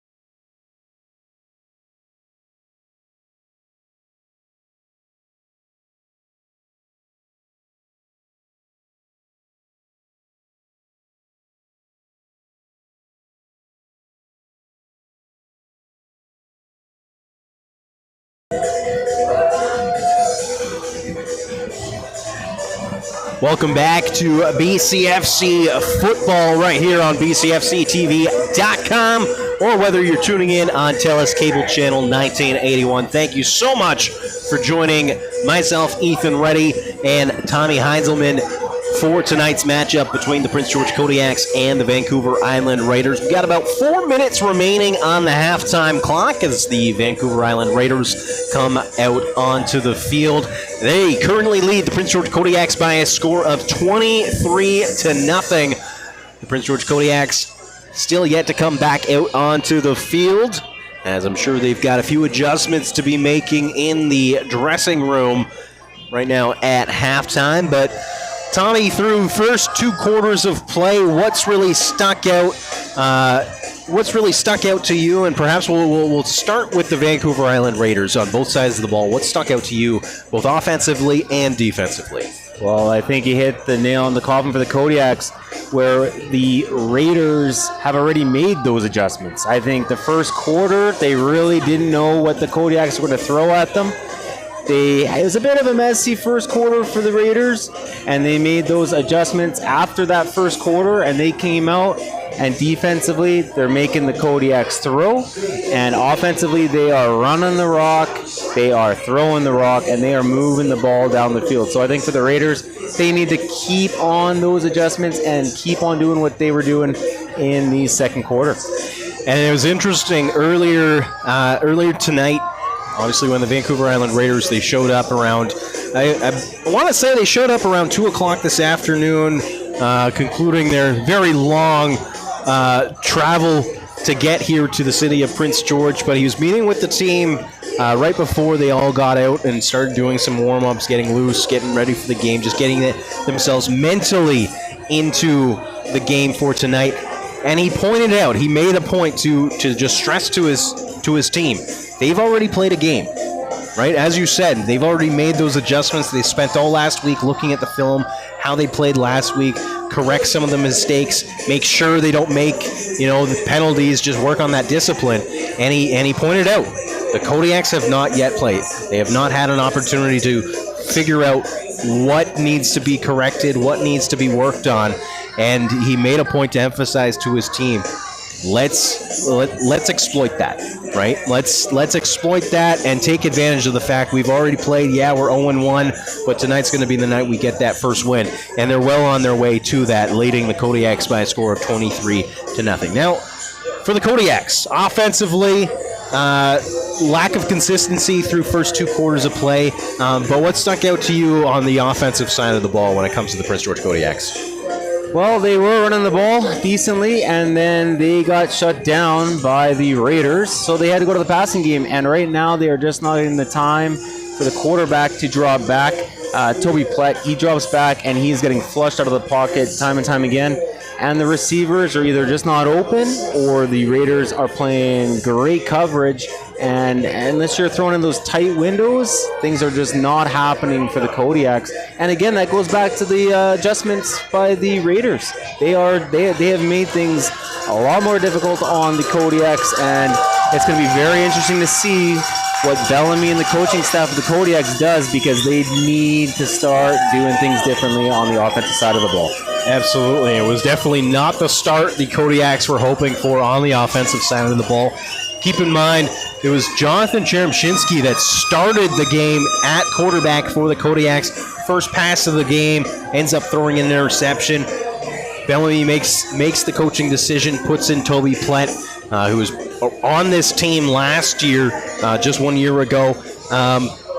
And so to make that early decision, like what does that do for a quarterback who you get into the game, you're ready to go, you spend all week, you're working on the game plan, everything else, your first pass is an interception. Oh, that's very tough. And, I mean, the rest of the team will feel that as well. I was a little surprised to see him come out of the game that early. Coach Bellamy and the rest of the coaching staff must have saw some other stuff, or maybe there was an injury we are unaware of. But that is tough. When you pull your starting quarterback out that early, it sends a message to your own team, but it also sends a message to the other team. I mean, if you're the Raiders and they pull their quarterback after one throw, you start sitting there and going like, oh, we're doing stuff right away. And if they have to go to their backup quarterback, right away you're thinking, hey, let's get some more guys in the box defensively.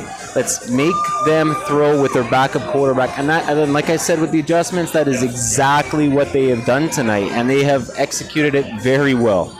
Absolutely, and definitely the Raiders, they came into this game fully prepared. I mean, it's tough when you go up against a team. There's been so many changes when it comes to the Prince George Kodiaks. You really don't know what you're going to be up against, but you do know. I remember hearing the head coach of the Vancouver Island Raiders in an interview just preparing for this week's game, pointing out, you've got Andrew Brown. He's a big weapon on special teams. He can return a kick. He can set up his team offensively very well. You need to control the special team side of the ball. On offense, I mean, you've got Andrew Brown again. Like, he can be a threat. We saw a jet sweep there. I'd like to see a little bit more of that, getting him a little bit involved and using kind of just not knowing where the ball's going to end up. Not have everything so choreographed, perhaps, but get Andrew Brown a little bit more involved. You've got some decent weapons in the backfield. You have Halverson, who had a really strong season last year. Xander DePora, he comes up. A product obviously from Prince George, spent last year down in the States playing some college ball. You've got some weapons to be utilizing, and I think it's just a matter of perhaps just finding out, how to see what the defense is giving you. And then even on the defensive side, as you said, you've already stated, defensively, the Kodiaks have been playing very well. Two interceptions so far.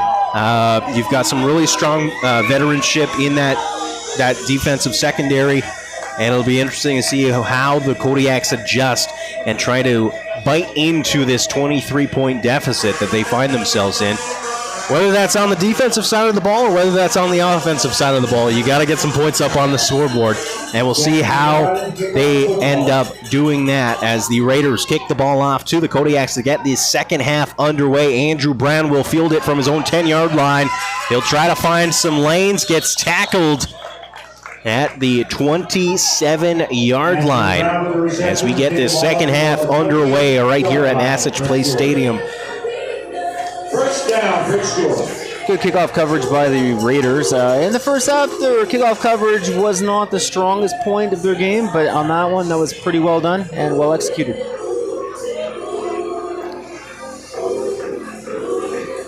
So Kodiaks will start this drive from their own 28-yard line. 14:45 remaining here in the third quarter. So motion out of the backfield. Halverson into the flat. Plett will connect with Xander Shane, who drops the shoulder. Gain of about 2 yards on that one. We'll get the running back out of the backfield. A bit of a swing pass there, a flare pass. And, I mean, you only get a couple of yards out of it, but you make the completion, get a little more confidence with the quarterback, and you get a couple of yards. So, I mean, it's still second and long, but it's a positive play. 14-10 remaining here in the third quarter. Kodiaks rush up to the line. Toby Plett, he'll take the snap. Some pressure coming off the backside, and that gets picked off, and that will be an easy trip to pay dirt. A pick six by the Raiders defense as Colton Finstad comes up with the interception and touchdown to add to the Raiders' lead. Yeah, it looks like they were trying to set up a little bit of a screen pass there. Screen pass where you're letting the defensive line think you're winning, and then all of a sudden you drop it right overhead. Only problem is the defensive player there, Finstad, right there, perfect spot to make the play. Easy pick six for the Raiders, number 5.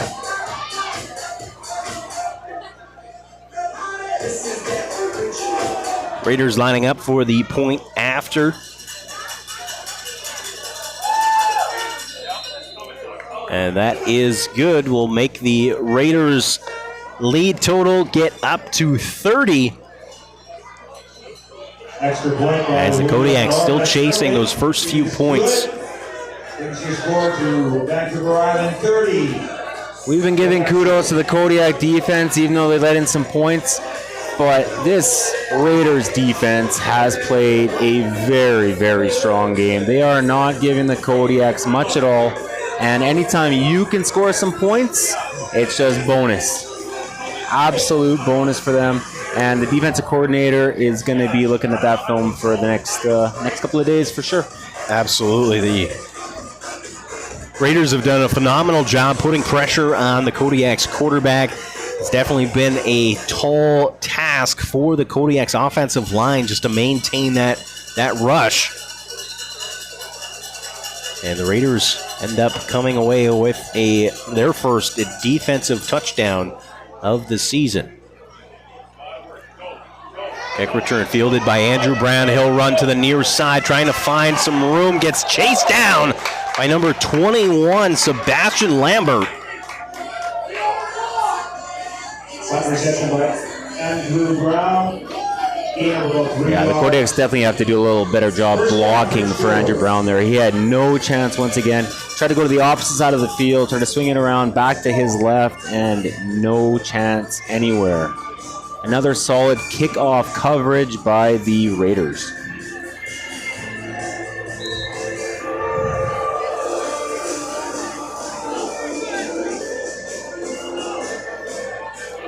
So a change at quarterback again for the Kodiaks. Number 10, Zach Lowen comes in.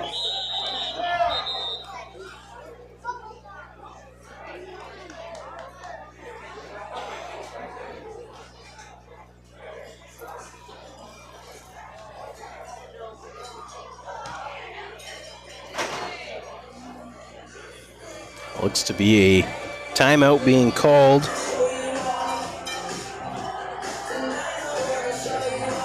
Seems the timeout was called.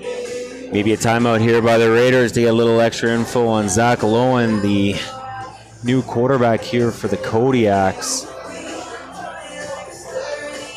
Not the greatest sign when you're down to your third string quarterback in the third quarter of a football game, unless you are up by 30 points maybe.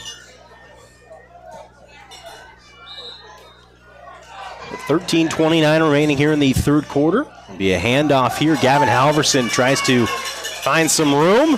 He'll rush up to the 20. Gain of about a yard. I mean, going back to that pick six, I think the Kodiak coaching staff thought they're getting the pressure, let them through, throw it over their head, let's get that screen pass going. Unfortunately for the Kodiaks and Bellamy, the Raiders played it perfect. So two backs in the backfield. Lowen will drop back, looks to throw, trying to connect to Andrew Brown. That skips off his fingers as number 11, Aiden Bytel, breaks that one up. That brings up 3rd down and 9 for the Kodiaks.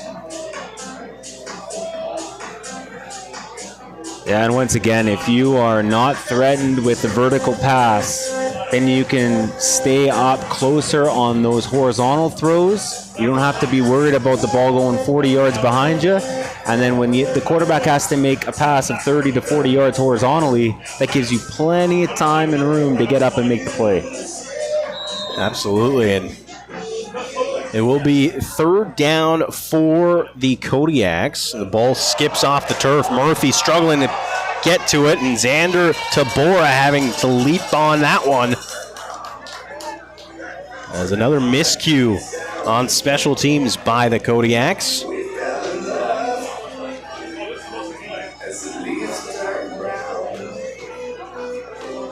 Yeah, that's another miscue, as you have just said, Ethan. I mean, that's the second one or third one that's hit the turf. And when you're having those center punter exchanges, I mean, those ones hurt. It's hard to recover from those, especially when there's more than one or two of them.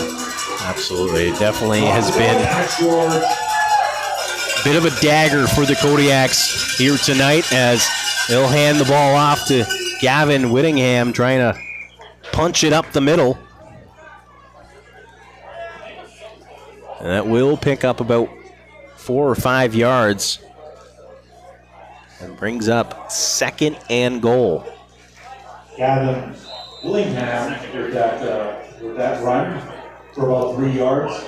You had Campbell Williams and Kanan Pivot taken down.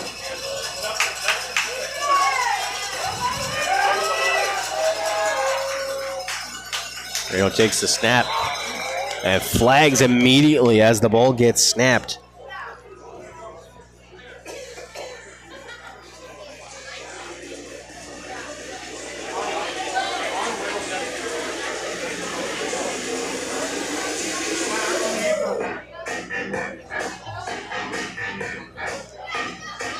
Kodiaks jumper down on that one. They're going to have to distance the goal line.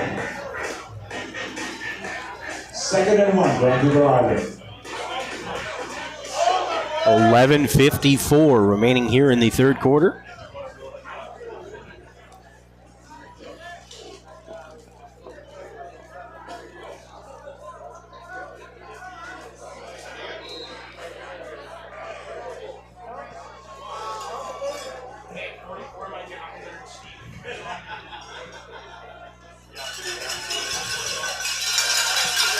And it looks like Parker Moscrip, typically a receiver lining it at quarterback, tries to just punch it in with the QB sneak.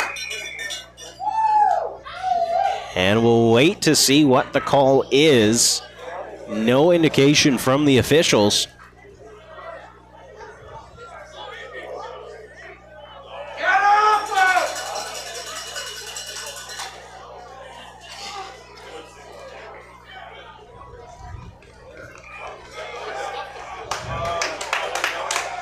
It looks like it will be 3rd down. Parker Mosford with carry.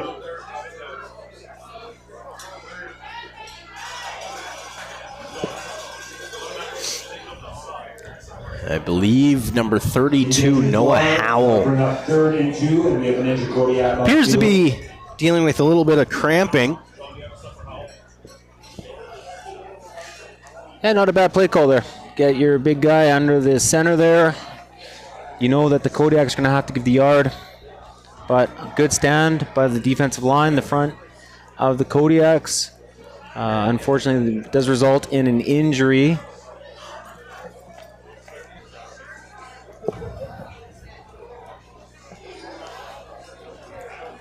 Noah Howell, the defensive lineman for the Kodiaks, gets helped up. It looks like he'll make his way to the Kodiak sideline. Noah Howell getting a little assistance here on the field. Let's see if the Raiders fake going inside and head back out where there's lots of room. You know the Kodiak's going to be stacked up right up the middle once again. Number 35, Tiago Dalmeida, comes in for relief of Howell, product from the United Kingdom on this Kodiaks roster.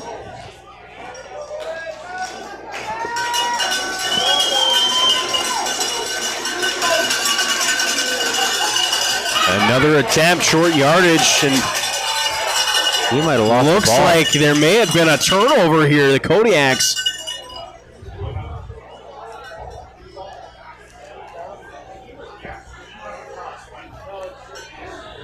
I think he lost the ball, but we're going to see what the officials say. Ball carrier. It looks like it'll be Did not make it in the end 3rd zone. down. So a bit of a goal line stand here by the Kodiaks so far. They thought they had come up with a turnover. Ends up being a 3rd down for the Raiders. As a few personnel changes, Marino comes back out onto the field. After 2 rushing attempts, I wonder whether they try to do a little bit of play action and quick pass attempt on whether that be a slant route or maybe just try to pop it into the corner of the end zone. Yeah, I thought they'd go to the outside in that last play. Here's Marino. He drops back. Looks for the corner. Nearly gets picked and touchdown for the Raiders. An unfortunate tip there. Aiden Leslie was looking for his second interception of the game. Had his mitts on it, but couldn't secure it and ends up falling into the hands of the Raiders receiver. That was Jason Heslow. Yeah, that is a dagger. I mean, the Kodiaks had that play snuffed out from the start, and just the worst possible luck once again for the Kodiaks. I mean, oh boy.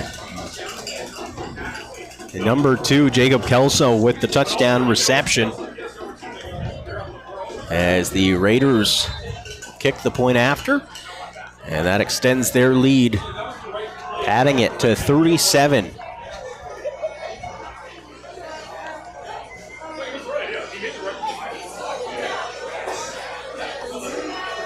Good to be lucky, lucky to be good. I mean, very unfortunate for the Kodiaks. And, on the other end of the spectrum, if you're the Raiders, you're just going, all right, there's a touchdown pass. We'll kick the ball off.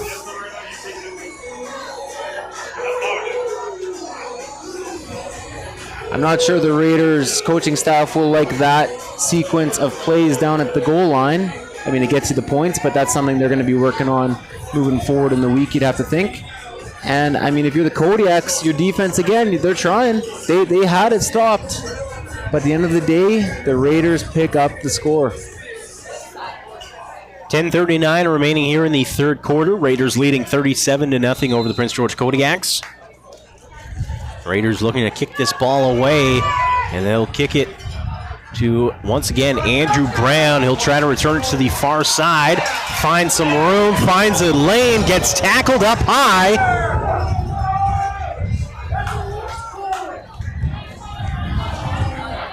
It appears to be an injured Raider down on the field.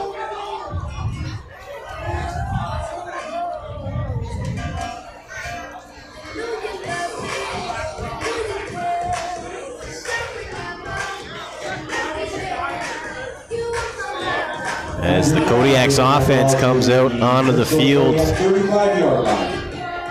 Currently attention on number 94 of the Raiders as he gets tended to by the Vancouver Island medical staff. 10:33 remaining here in the third quarter.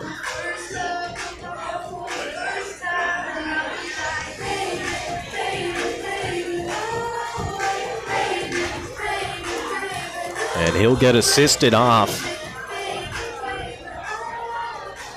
He'll try to walk off on his own weight. Round of applause for Connor Baker, injured Vancouver Island player on the field. And it's Connor Baker making his way to the sideline as the Kodiaks offense looks to get their play underway. Lowen drops back, looks to pass, that gets tipped and will fall incomplete. Zach Lowen spending some time with, well, actually a product from Prince George, spent his high school years, College Heights, spending some time at Ottawa University. Now I say Ottawa not in Canada, Ottawa University in Kansas. Plays in the Kansas Collegiate Athletic Association. The other Ottawa, yes. The other one everyone thinks about, right? Lowen, a deep ball on the far sideline, but that will fall out of bounds. Nick Ramirez, the intended target. Yeah, on those ones, you got to give your receiver a chance to make a play on the ball, right? I mean, yeah, the coverage is somewhat tight, but you got to, if he's in single coverage on the outside, you got to make it a catchable ball. There's no point of throwing that one out of bounds, but once again, they're having a tough time just getting the time to throw the ball deep anyways. Just over 10 minutes remaining here in the third quarter. And I believe that's number 10 coming off the field. Josh Yair for the Vancouver Island Raiders. A little banged up on that previous play. And Kodiaks now third down Maxime Murphy looking to punt this one away. Watch Andrew Brown, who is onside. A high end-over-end punt. That gets fielded by number 26, who'll try to bounce it to the far sideline. He has some room, but flags all over the place before Christian Aganioni gets tackled out of bounds. Quite the bit of laundry out on the turf here at Massage Place Stadium following that punt return. We'll see what the penalties are. Yeah, he had some room to run, and then he had a lot more room to run with the penalties, the blocks in the back. I believe there were 2 separate ones on the play.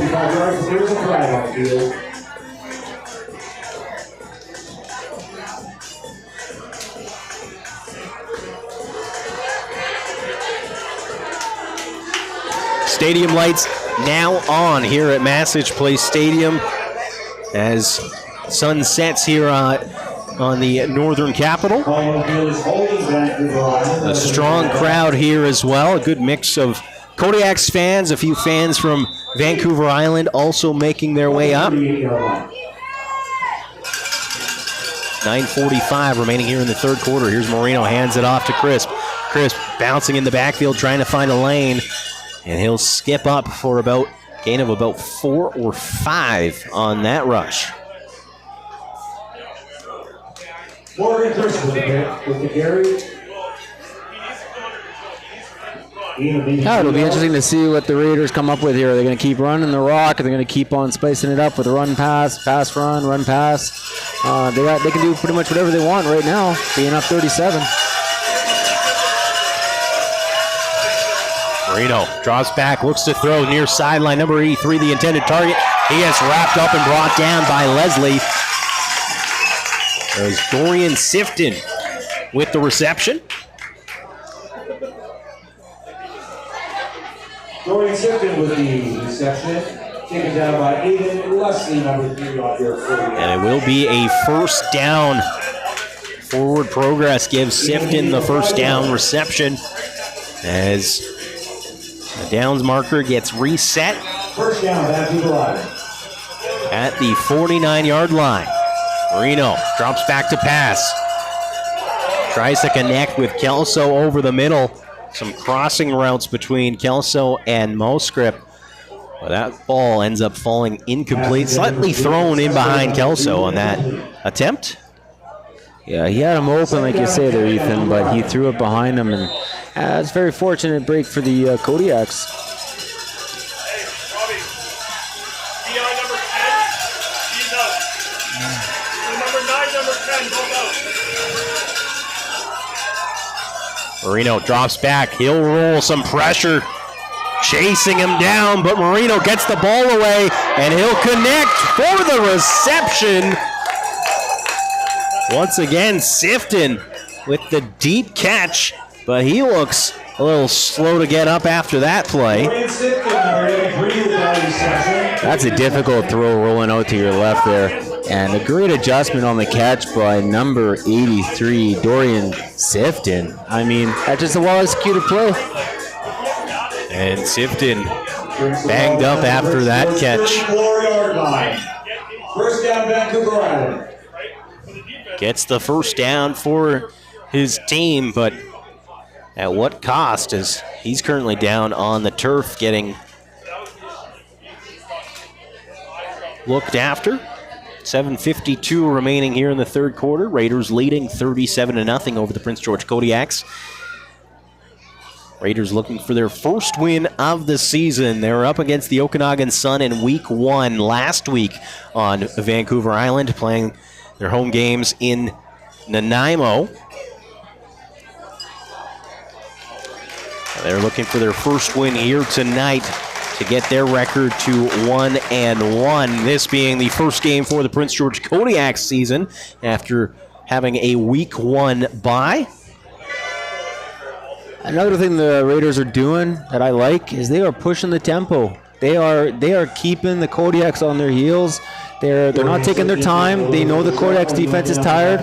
They're going quick pace, and they're giving it to the Kodiaks right now. It'll be 1st and 10 for the Raiders. Marino, he'll play action this, rolls to the right, puts the ball up, and that gets caught by number 82, who gets forced out by Leslie. Matthew Haygarth with the reception. He'll be close to the first down marker, gain him about 9 on that play. But there is a flag on the far side of the field. 2nd and 1.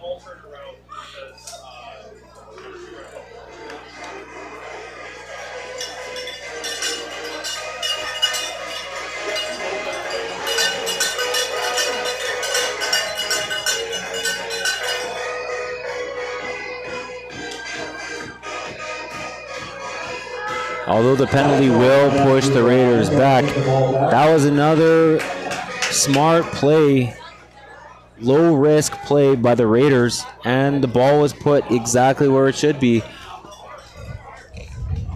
I mean, Dylan Moreno, I mean, he's having a good, strong last couple of quarters of football. On the previous play there, rolling out to his weak side there to the left, I mean, that's a hard throw to make. And then on this most recent play, he rolls out to his strong side and puts it right on the money. Unfortunately for him and the Raiders, it is a penalty, and it's going to be a long first down. Yeah, Dylan Moreno throwing for 131 yards in the first half. And just adding to his stat line as he comes up with another completion to, once again, number 82, Matthew Haygarth.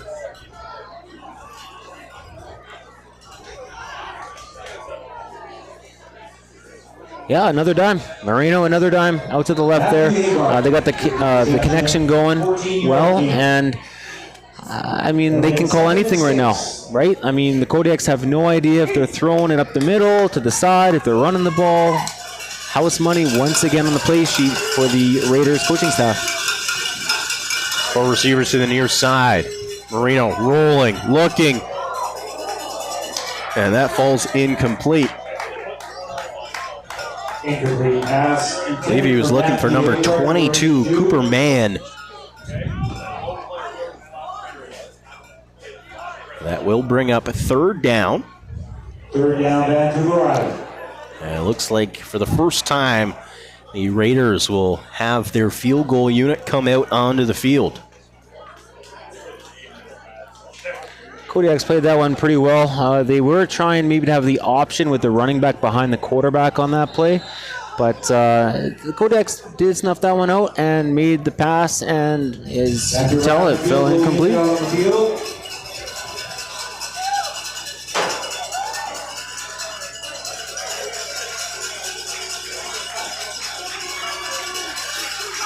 Field goal attempt from 27 yards. And that is good. Field goal is good. And that pushes the Raiders' lead to 40. That brings your score, Vancouver Island 40.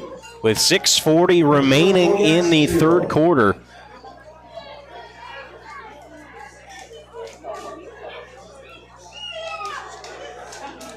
Kodiak's offense will come right out onto the field.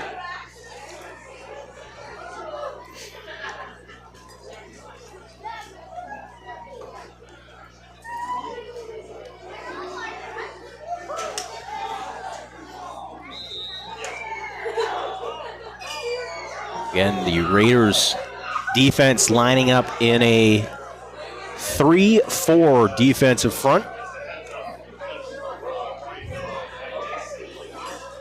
Lowen drops back, looks to throw, tries to connect number 11, Sidney Nancaro, makes the catch, and the first down. As the Kodiaks get the ball near midfield. And number 28 of the Raiders down on the field, a little banged up. Sterling Henry. Yeah, nice throw by Lowen to Nancaro there. Another positive play for the Kodiak offense. You touched on it there. A 3-man front, defensive front by the Raiders. I mean, they can pick and choose what they want to run right now, but I'd be going back to that 4-man front and getting the pressure on the quarterback. I mean, if you can get rush those 4 guys and get pressure with the 4, drop everybody else back into their coverages, and you're getting pressure with 4, I mean, why not? If you only rush the 3 and you don't get the pressure, now you're giving Lowen and the Kodiaks a little bit of time back there. You're making your DBs and secondary work. So I'd probably go back to the 4-man front, but we'll see what the Raiders want to do. Looks like Henry getting helped up off the field. Appears to be a lower body injury that he's dealing with. Kodiaks will break their offensive huddle. First down at their own 53-yard line. Lowen, another pass play. He'll step up into the pocket. He'll evade. He'll roll right. Get some yardage. Makes a move.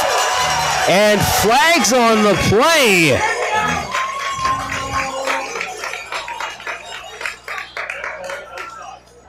But there is an injured Kodiak down on the field. Looks to be, I believe it's number 50, Ethan Curzon. He'll leap to his feet and try to make his way to the sideline. What a play by the old College Heights Cougar product, Zach Lowen. The Raiders send 5, so they have the 3-man front, and then they send the 2 backers in to get the 5-man rush. And Zach, beautiful, runs to the right, escapes the pressure, gets the penalty on the Raiders, and we have a big first down run. So 1st and 10 for the Kodiaks inside the Raiders' end. Handoff to Gavin Halverson. He gets draped all over from behind by number 48 of the Raiders. May have picked up half a yard on that play.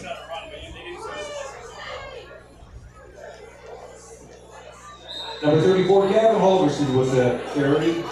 Yeah, well played by the Raider defense again. 5:25 remaining here in the third quarter. Kodiaks break the huddle. 2 backs in the backfield. Xander Tabora in at fullback. Lowen, another passing play. He'll drop back. Looks a little sidearm to, I believe that's Tabora for another catch and run by the Kodiaks. They'll be able to get that ball up to the 25-yard line, and that'll bring up 3rd down. Yeah, and that's the old-fashioned running back screen to the right. You leak your running back Tabora out. You make it look like you're getting all the pressure on the quarterback. You dump it on around them or over top of them. And it worked. It worked for a nice little run, a nice little play there. Unfortunately for the Kodiaks, not far enough, but obviously this is must-go territory. Or it looks like they're bringing out the field goal unit. So this will be a 32-yard field goal attempt by Maxime Murphy.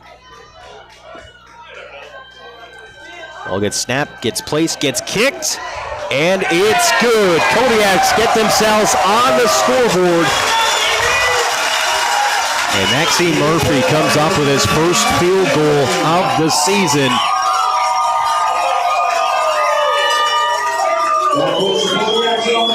As the Raiders still lead 40-3, 4:26 remaining here in the third quarter. I don't know if it was the adrenaline or what, but that was a moonshot. That was well kicked, well executed field goal by the Kodiaks. Gives the hometown crowd something to cheer about.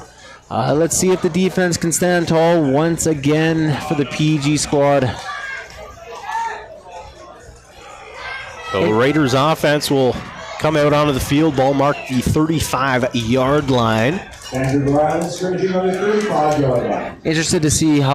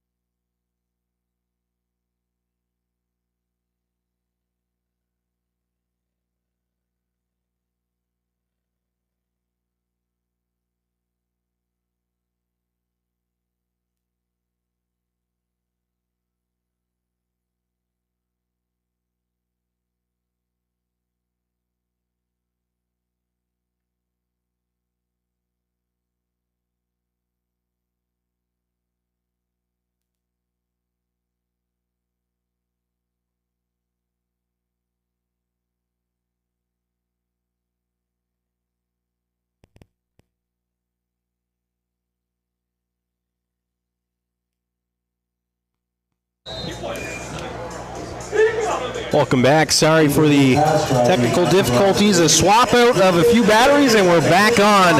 3:47 remaining here in the third quarter. And it'll be a third down punting play, a flag being thrown right now, an illegal substitution by the Raiders as number 16 came running onto the field. That swap out of batteries was like a swap out of tires at a pit stop at a F1 race. That was quick. Well done. Like I said, I thought you finally cut me off the mic, but we continue. Oh, never. But definitely a quick swap out. Shout out to Precision FX providing our stream for tonight on BCFCTV.com as well as Telus Cable Channel 1981. 3:35 remaining here in the third quarter.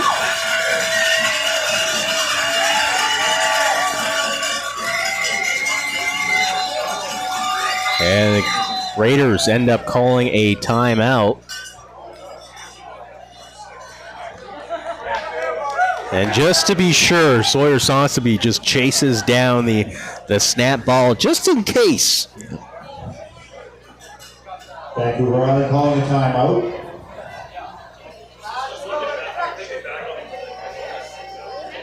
As they get ready to line up for third and 10.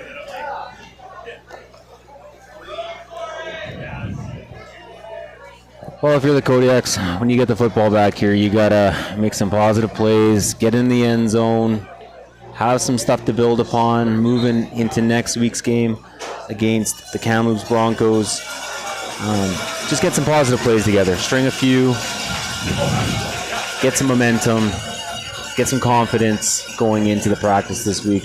That's got to be your mindset right now. Absolutely, yes. The matchup against the Broncos, a unique schedule for the Prince George Kodiaks. They'll play the first 3 games of their schedule here at home. Raiders punt this ball, a wobbling punt as Andrew Brown will field it at the 50, a flag. And I would not be surprised if a no yards penalty is called here. Up reception by number 4, Andrew Brown. At the 50-yard line. There is a flag on the play. It looks like the penalty will actually go against the Kodiaks. But as I was saying, the Prince George Kodiaks play the first 3 games, including this one, at home of their schedule. They'll be back at Massage Place Stadium next Saturday, taking on the Kamloops Broncos. That will be the first of 3 meetings between Prince George and Kamloops this season. The first matchup in what will be the eventual Twin Rivers Cup. The annual matchup between the Kodiaks and the Broncos. That game, of course, will be right here, Massage Place Stadium, 6 o'clock next Saturday. So if you're in Prince George, be sure to get your tickets at ticketsnorth.com. Oh, with the penalties, the Raiders keep the football.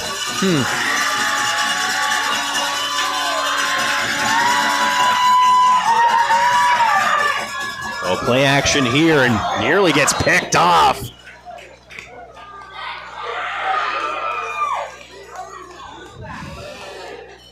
Ryder Vogt tried to leap himself into that one.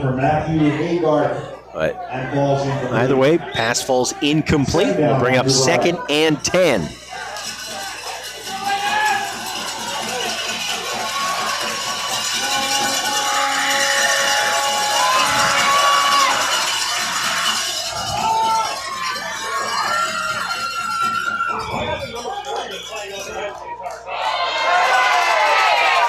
After the play, scuffle between member of the Raiders and number 12, Dylan Pittick.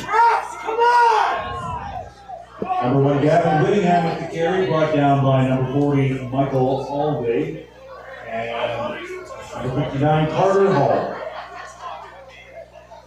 We'll see what. Yeah, it looks like the Raiders have put in their backup quarterback, Brady Vindevigo.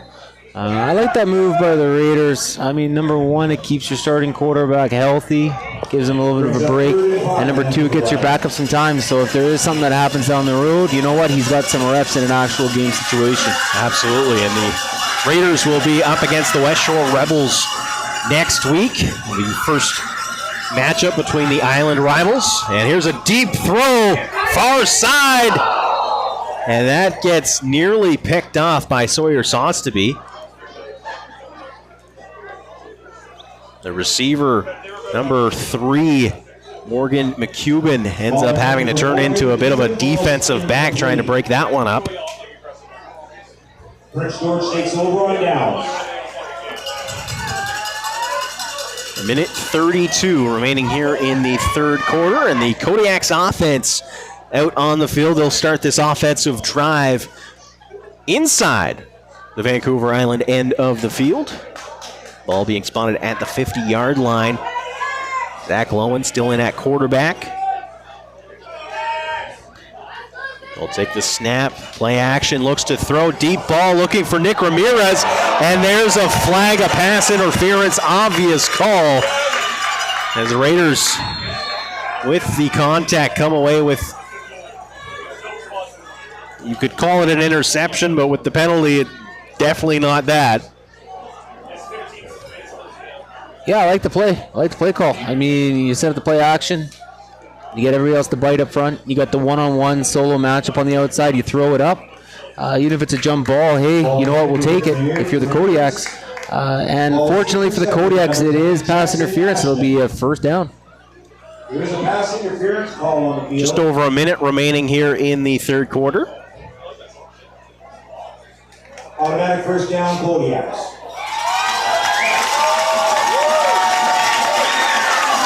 The ball gets moved up to the 35. And Kodiak's offense right onto the ball to get this play underway.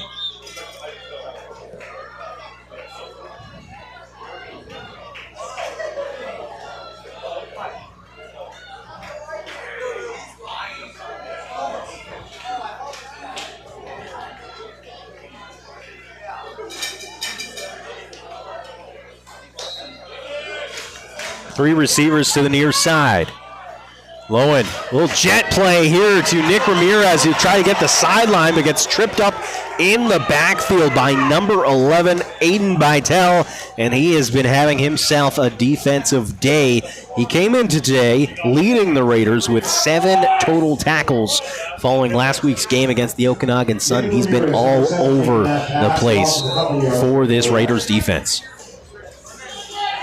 Yeah, I know. I can see why he had such a strong game last week versus the Sun. I mean, he came up aggressive, filled the gap once again, and made a great tackle because there was some room on the outside. Rain coming down here in Prince George as Lowen looks to connect to Ramirez. A high pass there. And Ramirez shows his frustration following that play. 15.6 seconds remaining in the third quarter. Yeah, the Kodiaks finally had a little bit of room on the outside there on the pass, on the outplay, but just overthrown football. I mean, if you make the pass there, maybe you can stay in bounds, cut back upfield, get close to that first down marker, and now you're back to a third and long situation if you're Zach Lowen and the Kodiaks. Kodiaks offense on the field for this third down play. Looks like they might take a shot. Lowen rolls. Tries to scramble. Will he throw it? He tries to, but throws it far out of bounds. Sidney Nancaro, the intended target. But that will fall incomplete. Number 58 for the Kodiaks, Ethan McInnes. Takes a knee on the field, is a little slightly banged up following that play, but it will be a turnover on downs, and it will I will remind you again, Kodiaks fans, bring us to the end of the third quarter. As they take on the Okanagan Sun in Kelowna, the E-Bus will get you to the game affordably. If you book today, you can save up to 30%. Go to buy-ebus. Fourth quarter now. Vancouver Island Raiders leading the Prince George Kodiaks by a score of 40-3.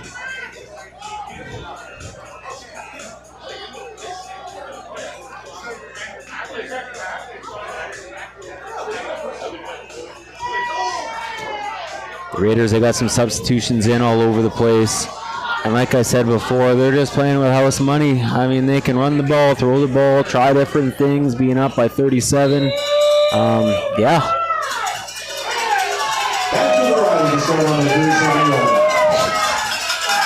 So first down for the Raiders to start the fourth quarter. There'll be a handoff here. Number 28 trying to run it up the gut. It's brought down by a gang of Prince George Kodiaks. Christian Giannioni, the ball carrier.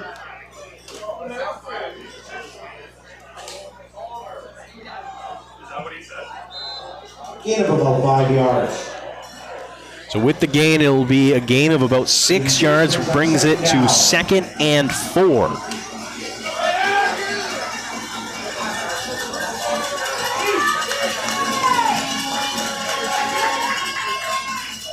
Here's another handoff. Tries to bounce it outside. He has some room trying to get to the edge. Getting chased down by Sawyer Sonstaby.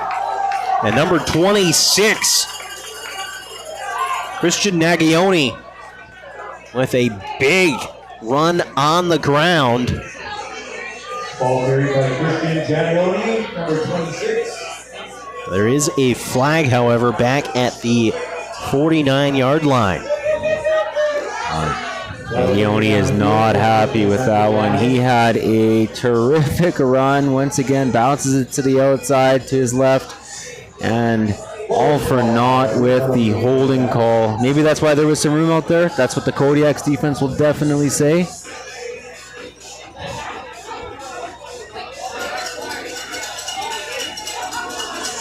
$13:57 remaining here in the fourth quarter.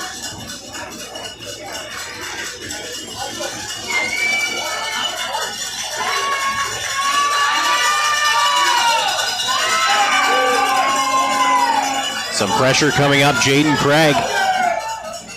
Pass attempt by the Raiders, but that skips off the turf, and the closest receiver, maybe about 10 yards to the ball.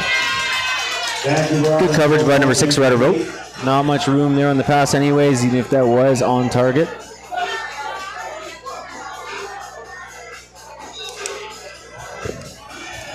Brings up 2nd and 10, Vancouver Island. Here's where we need your noise, Prince George. 13:40 remaining here in the fourth quarter. 2nd and 10.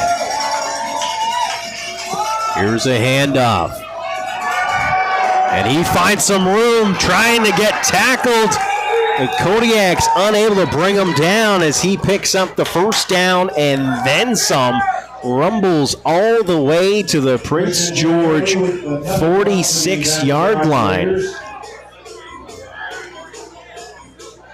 Well, if it worked well 2 plays ago, why not go back to the well of number 26, Christian Nagioni? I mean, well ran ball there by Christian. Big first down for the Raiders as they move across center field. My apologies, the ball being marked at the 52-yard line. Will be first down for the Raiders. We'll see if they decide to stick with the run. And that they do. Another handoff here to Nagioni. And he gets wrapped up and stopped almost immediately. Maybe a gain of about 1 yard on the play.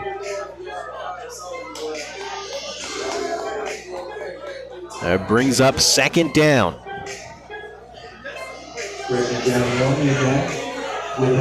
He must be a popular teammate. I mean, his team was going crazy for him on the sidelines on those big runs. And good for him, too, getting the ball. Gets to touch the rock. Now when he gets stuffed, I mean, the Kodiaks are starting to figure this one out, but we'll see if the Raiders go back to the passing game. 3 receivers to the far side. Quarterback drops back, looks to throw. Deep ball And that gets caught, but out of bounds. Number 2, Jacob Kelso with a one-handed snag. It looked good, but it was out of bounds. Yeah, he was trying to do his best, Parker Mosgrip. But unfortunately for him, it was not in the end zone and it wasn't even in the field of play. But it was a nice try though with the one hand.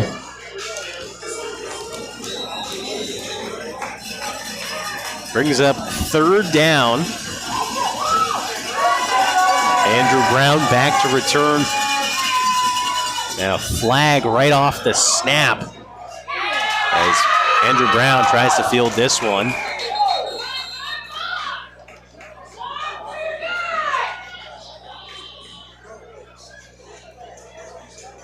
A flag thrown right at the snap of the ball, so we'll have to see what the penalty is.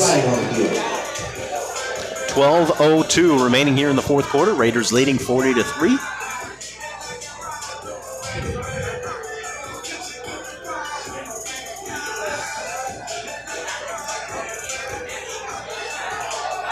Oh boy, another punting situation is going to turn into a 1st down for the Raiders. I don't know what's going on in the Kodiaks punt return, but not good for them.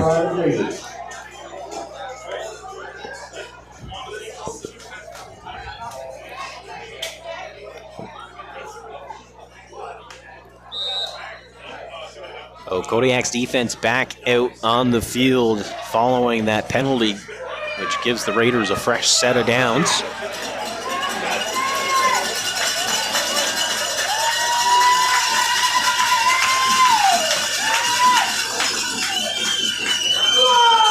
Raiders, a little play action here and trying to connect to McCubbin, but that will fall incomplete. But there is a flag on the far sideline at the line of scrimmage. Falling in for Morgan McCubbin, falls incomplete. 2nd down, Vancouver Island.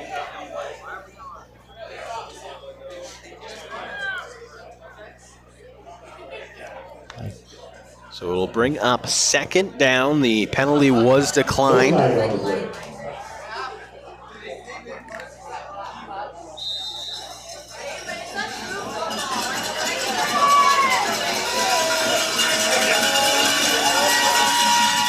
Second and 10 for the Raiders. Here's a handoff. Once again, back to Nagione. He breaks a tackle, stays on his feet. A flag is thrown as he gets tackled, and another flag thrown. I don't know what the penalties are with that Nagione and that offense. They are still running the ball hard and effectively. I mean, good on the Raiders. They are not stopping. They're just saying, you know what, we're going to keep on running the football down until you can stop us. And good on them. And I'm going to tell you, this Vancouver Island Raiders team combined had about 70 yards on the ground last week. 31 yards of that was from Morgan Crisp, 33 yards by Dylan Marino. And I'll be honest, I don't think Marino was ever in a position where he had to be running the ball because they've had so much success on the ground, and they're definitely racking up the yards by committee against the Kodiaks.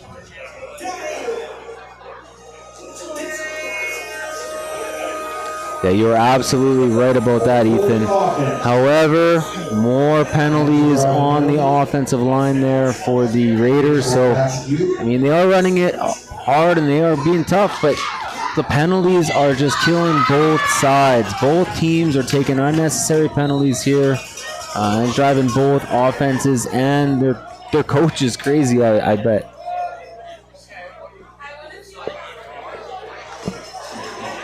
So 2nd and 20 for the Vancouver Island Raiders. 3 receivers to the far side. Here's a snap passing play. Goes up, and that will fall incomplete. Looked like the pass was being thrown into triple coverage. Number 88, the intended target. Trayson Paris. Ball falls incomplete, intended for number 88, Grayson Paris. 10:53 remaining here in the fourth quarter. That'll be a long third down play as the punt team comes out onto the field for the Vancouver Island Raiders. Andrew Brown back to return for the Kodiaks. Here's a high punt fielded by Brown at his own 15. Tries to run it right up the hash, and he'll get tackled at the 25.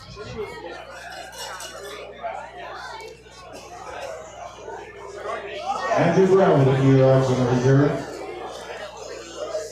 It'll be first down, Prince George.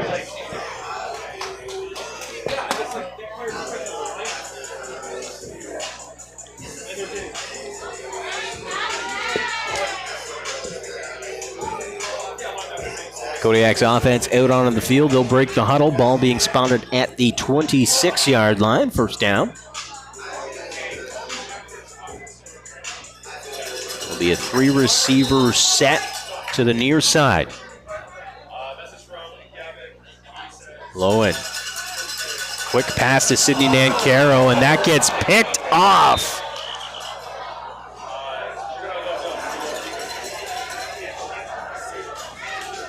Another bad break for the Kodiaks.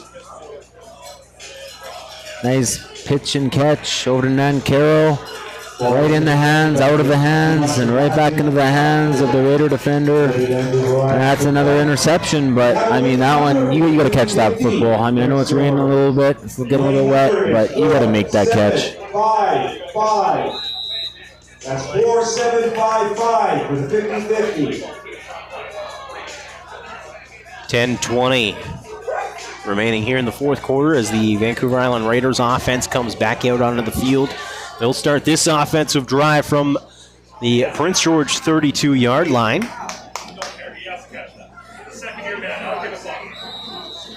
And a flag on the snap.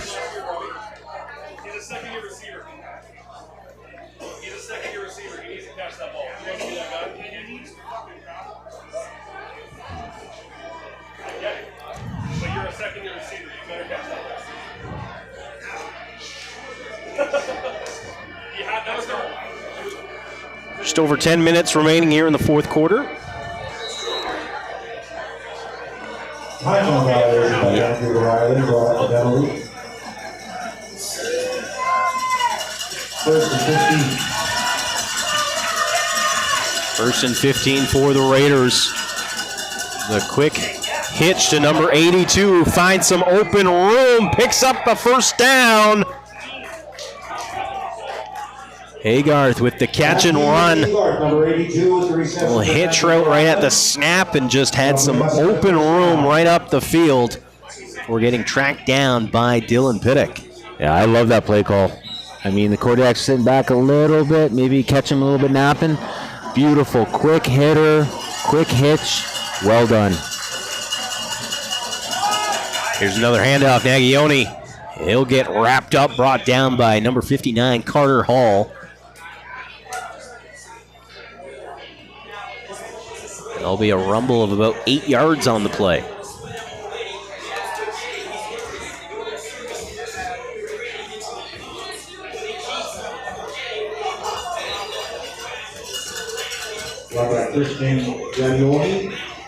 I don't know what the time of possession is, but the Kodiak defense must be exhausted right now.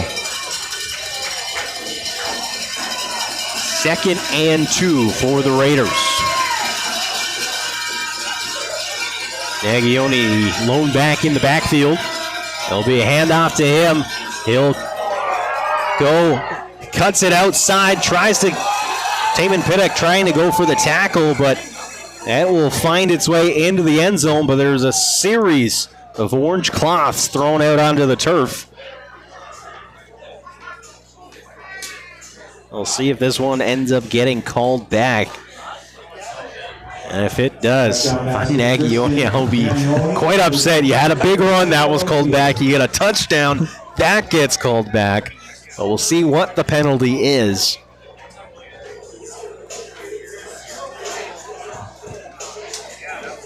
And it does go against the Raiders. Oh, you're absolutely right. I mean, Nagioni must be thinking, come on, guys. I'm running my heart out for you. And you're taking these penalties on the backside. Like, geez. And especially in a situation like Nagioni, you weren't the starting running back coming into this game. Obviously, your team's been up 31 points. You're up to now 40 points. These reps matter for a player like that who's trying to get, maybe up his involvement in the offense moving forward. Yeah, it makes that long bus ride home a little bit shorter and easier to bear for sure. Raiders break the huddle. 3 receivers to the short side of the field. There'll be a pass play. Pressure coming off the edge. Pass attempt up. That gets completed, but a gang tackle just short of the end zone. I believe that was Nate Thompson, number 85, with the reception. Looked like he was running about a 12-yard hook route on that play. Nestled himself just behind linebackers in front of the secondary. Ends up coming up with a first down catch. And it's first and goal for the Raiders. All right, you got to think it's Nagioni time here.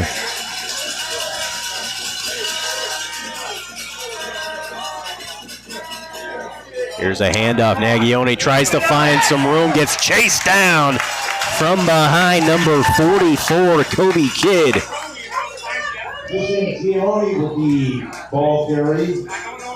Brought down by Kobe Kidd, number 44. We'll see if the Raiders try to hand it right back to Nagioni, get him that touchdown that he had taken away from him just a few plays ago. 7:10 remaining here in the fourth quarter. Second and goal.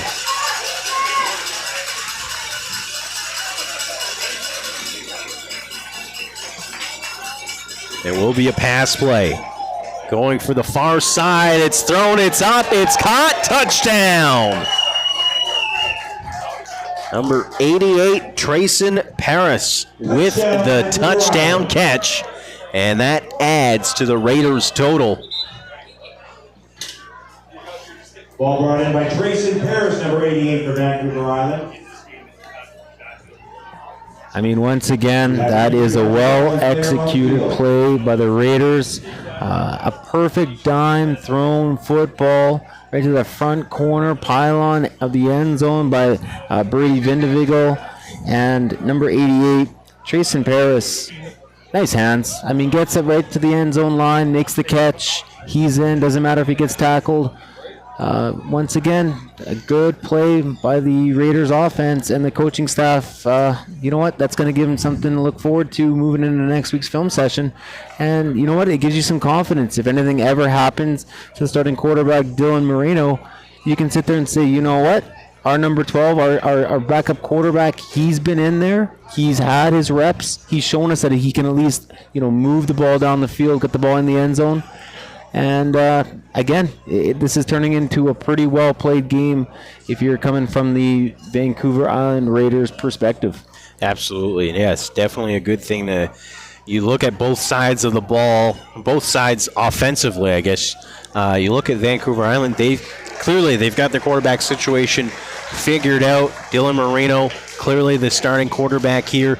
Backup comes in, getting some decent numbers to his stats line for this game. Gives him some confidence moving forward. But then you look at the other side of the field. You look at the Prince George Kodiaks, and they're onto their third quarterback in tonight's game. They haven't scored any points offensively, and still a big question mark surrounding that position moving forward. And we'll see how the rest of the game goes, but also just how things go in terms of practice leading into next week's game against the Kamloops Broncos. Yeah, late in the fourth quarter, this is the stuff you do not want to see. Guys getting injured during this time when the game is already, well established of the outcome. And you're absolutely right, Ethan. I mean, you look at the Kodiaks moving into next week, you got some question marks at quarterback. And that's the place you do not want any question marks, but who are you going to move in with your starter next week? I mean, who's taking the first QB reps at practice? Yep. right now, I am not sure, and that's going to be a question for the head coach, Brian Bellamy, and the coaching staff is, who are you feeling comfortable with? Who are you feeling confident with? Because you're going to have to pick someone, and you're going to have a plan. Because, you only get 5-6 days of practice to get things to right the ship. Number 59, Riley Wilshire, getting helped off the field by a few teammates and members of the Raiders coaching staff as the Raiders lining up for the point after following that touchdown pass to Paris. This will be a Vancouver Island extra point attempt.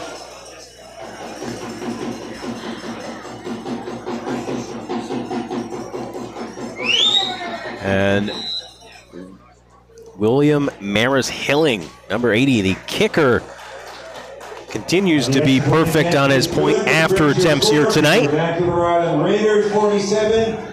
6:52 remaining here in the fourth quarter as the Raiders push their lead up to 47-3 over the Prince George Kodiaks.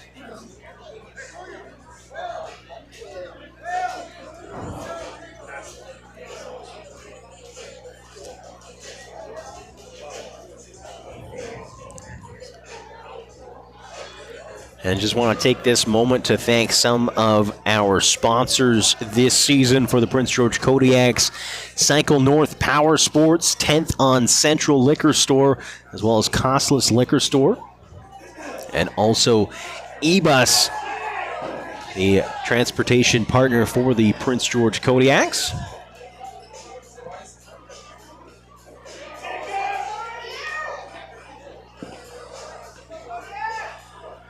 The Vancouver Island Raiders, they will kick the ball off to the Kodiaks.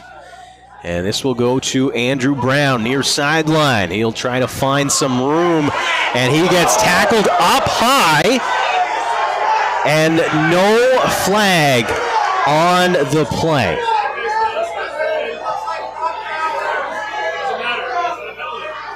Andrew Brown with the punt return. Fans are not happy, but I don't think he touched the helmet or he didn't grab the face mask, so they're not going to get the call on that one.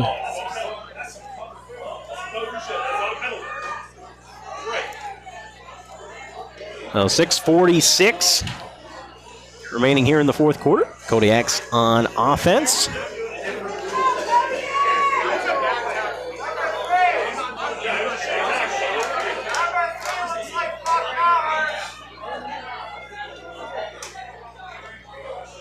And Jeremczynski is back in at quarterback. He started the game. Now he's getting some reps here in the fourth quarter. His first and only pass attempt prior to that last play was an interception on the first offensive play by the Kodiaks. I don't know if I've ever seen that before. All three quarterbacks in and then you go back to number one without an injury. I mean, I'm not sure. You get him in now, I guess. You get some confidence. Maybe the Raiders have some backups in. But I don't know if I've ever seen that. 6 minutes remaining here in the fourth quarter. Jeremczynski looks to connect. Sidney Nancaro on an in route will move the ball, gets close to the first down. Looks to be just 1 yard short. Sidney Nancaro, reception for Prince George. Actually, it looks like they'll be giving the Kodiaks the first down. Well, a couple of positive passes there.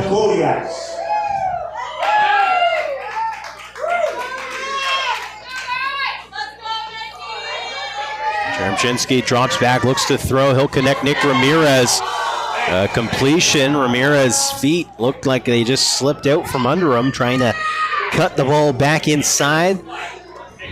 Nick Ramirez with Kodiak. Earlier rain on the turf potentially being a factor.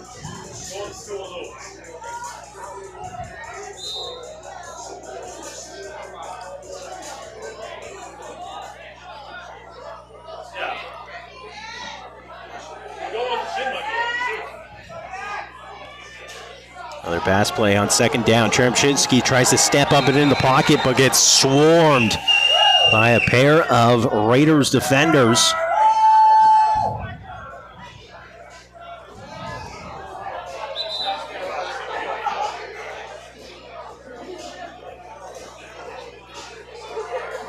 It looks like a member of the Raiders down on the field. Number 48, Torn Farrow. As he gets helped up. It looks to be all right. Yeah, no chance there for Cheremchinsky. I mean, it's going to be interesting for the Kodiaks going into next week. I mean, do you give him another shot? I mean, you're going up against Kamloops. I don't know. It's going to be a big question mark for Ryan Bellamy and the coaching staff. Murphy takes the snap, and he'll punt this end over end. Zekiel's fielded at the 35. And Nagione still up on his feet.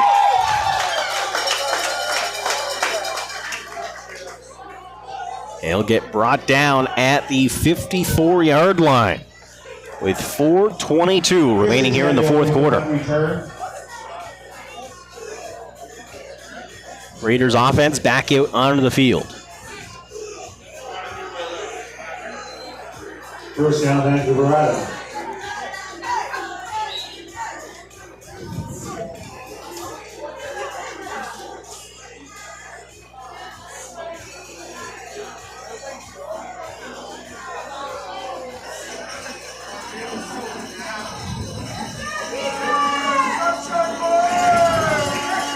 Three receivers to the far side. Here's a handoff for the Raiders. And number 27, Jack McLeod, in at running back.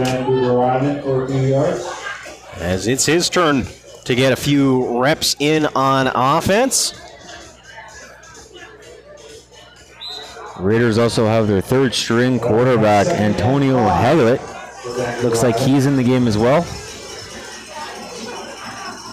And once again, I don't mind that move. Get him some reps as well. Why not? There's some pressure coming off the edge, but Raiders hand it off back the other way. Ends up cutting it back near side, and McLeod comes up with a first down rush.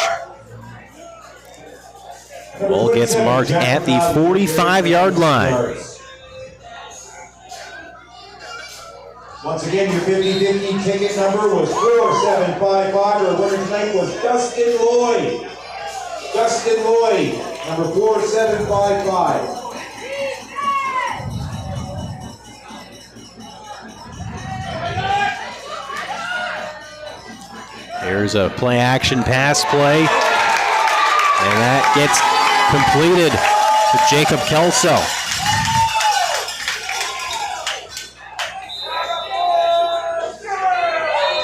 Jacob Seslow with the reception. I mean, strong play by the Kodiak defense there, but if you're the Raiders, the coaching staff, once again, you're loving it. You got your third string quarterback out there, makes a nice throw.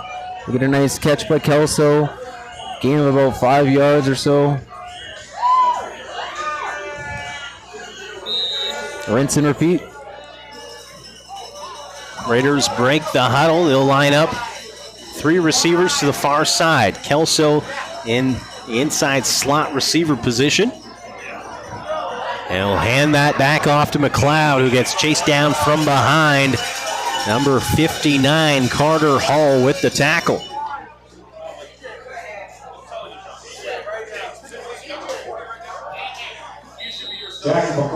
Almost a little bit of a mishap in the backfield, as you can see on the replay there.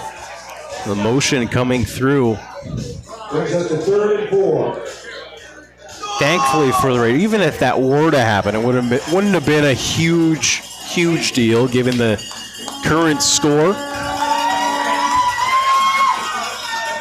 There's a passing play by the Raiders. Going to the far side, a catch and run by number 85 as he gets wrapped up.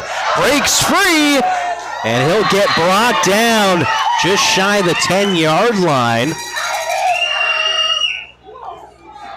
as Nate Thompson comes up with a catch for the first down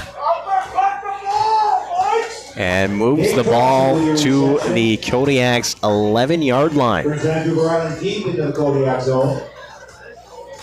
It'll be first down and 10. Yeah, I mean, you're going to have your mishaps when you have your backups in there, especially if it's a quarterback, but no mishap there. Ball thrown out to the right. Maybe a little bit too much room given by the Kodiak defenders, and too big of a cushion. Makes the catch and the run.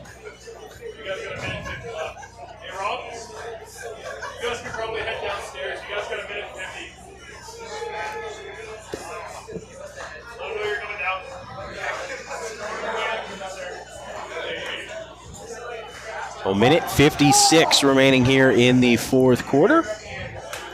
Raiders leading 47-3. And they'll seal their first victory of the season. They'll balance their record to 1-1.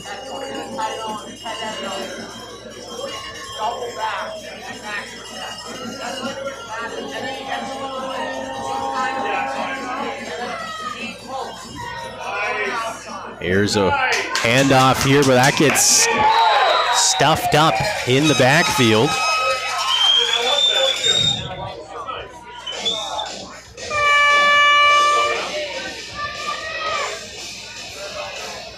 Number 32, Justin Trimmer, involved here for a couple of yards. If I'm the Raiders here, I'm going back to the pass.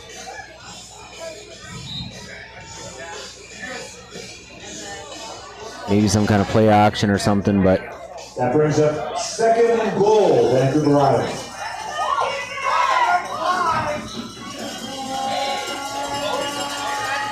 Minute 15 remaining here in the fourth quarter. Here's another handoff right up the gut, powering forward. And Kodiaks look to have stopped that one. Maybe a gain of a few yards on that. That brings up third down. Credit to the Kodiaks defense. They're not giving up. Not at all. I mean, they're out there. They're still fighting. Absolutely. Taken down by Jacob Slade, number 45 of the Kodiaks. Third down, Vancouver Island.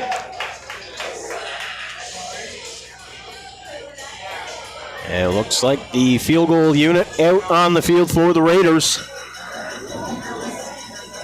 As they'll look to try to get their point total up to the half-century mark.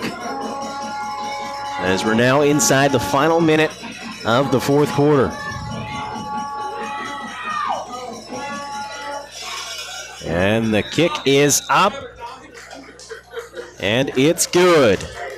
Raiders 50, Kodiaks 3. And another successful field goal kick by William Maris-Hilling.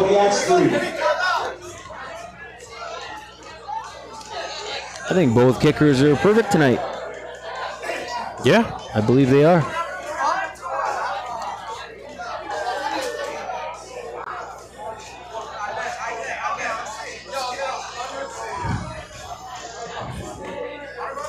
Kodiak's offense, they've got about 49 seconds left on the clock, and we'll see whether they can muster up a few more points for their total. Chermshinsky, he'll connect. Completed pass to number 83, Levi Nugent.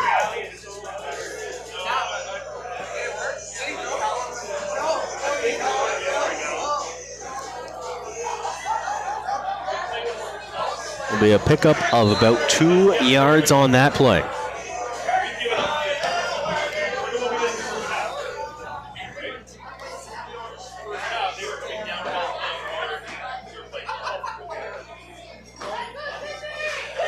Chermshinsky looks, Sidney Nancaro with the completion. There'll be another short completion by the Kodiaks. It'll bring up third down, still about 4 yards to go.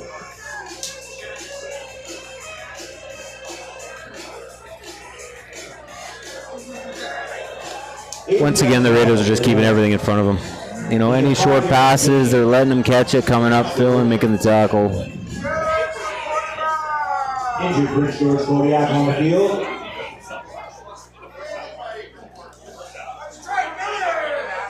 And the Raiders' tackle game's done pretty well today. They haven't missed too many. There's been the odd one that's got away from them, but for the most part, they've broken down, gone low, made the tackle, wrapped up. And if you can do that and keep defenders in front of you, you know what? You're not going to give up the big play, and usually things are going to work out for you. Sidney and Aaron Caro, the receiver on that previous play with the catch. It's 10-2. Looks like he'll walk off the field slightly banged up following that catch. Clock now down to 24 seconds. Three receivers to the far side. Cheremchinsky. Clock starts running. Cheremchinsky takes the ball. He'll roll. Looks to throw. Trying to connect. That falls incomplete. I believe that was Ty McCook, the intended target. Clock stops at 15.1 seconds. Yeah, that was a big hit on the quarterback there by number 4, Max Shipham. It looked to be pretty clean, but I mean, if you're the Kodiaks, that's the last thing you want is your quarterback getting smoked on the outside like that. Brings up 3rd down, Prince George.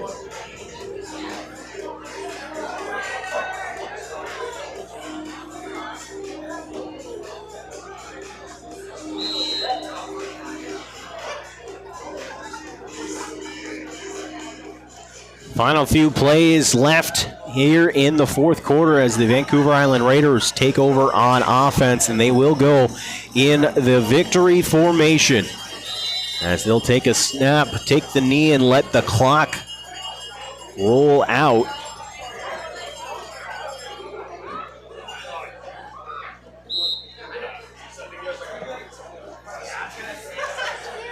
There'll be one more play, and that will seal the Vancouver Island Raiders' first victory of the 2026 season, a 50-3 victory in Prince George against the Kodiaks as they balance their record to 1-1. The Kodiaks, they'll see their record go to 0-1 to start the season, and they'll be back at it next Saturday against the Kamloops Broncos right here at Massage Place Stadium. That game will kick off at 6 o'clock, so be sure to get your tickets. That can either be through ticketsnorth.com, or you can always get your tickets at the gate at Massage Place Stadium on game day. So thank you so much for tuning in on BCFCTV.com and as well as TELUS Cable Channel 1981. Once again, thank you very much to our broadcast provider, Precision FX, for the work here tonight, putting on a successful broadcast to kick off the Kodiak season. We hope all of you tuning in will join us next week as the Prince George Kodiaks will take on the Kamloops Broncos right here at Massage Place Stadium, 6 o'clock.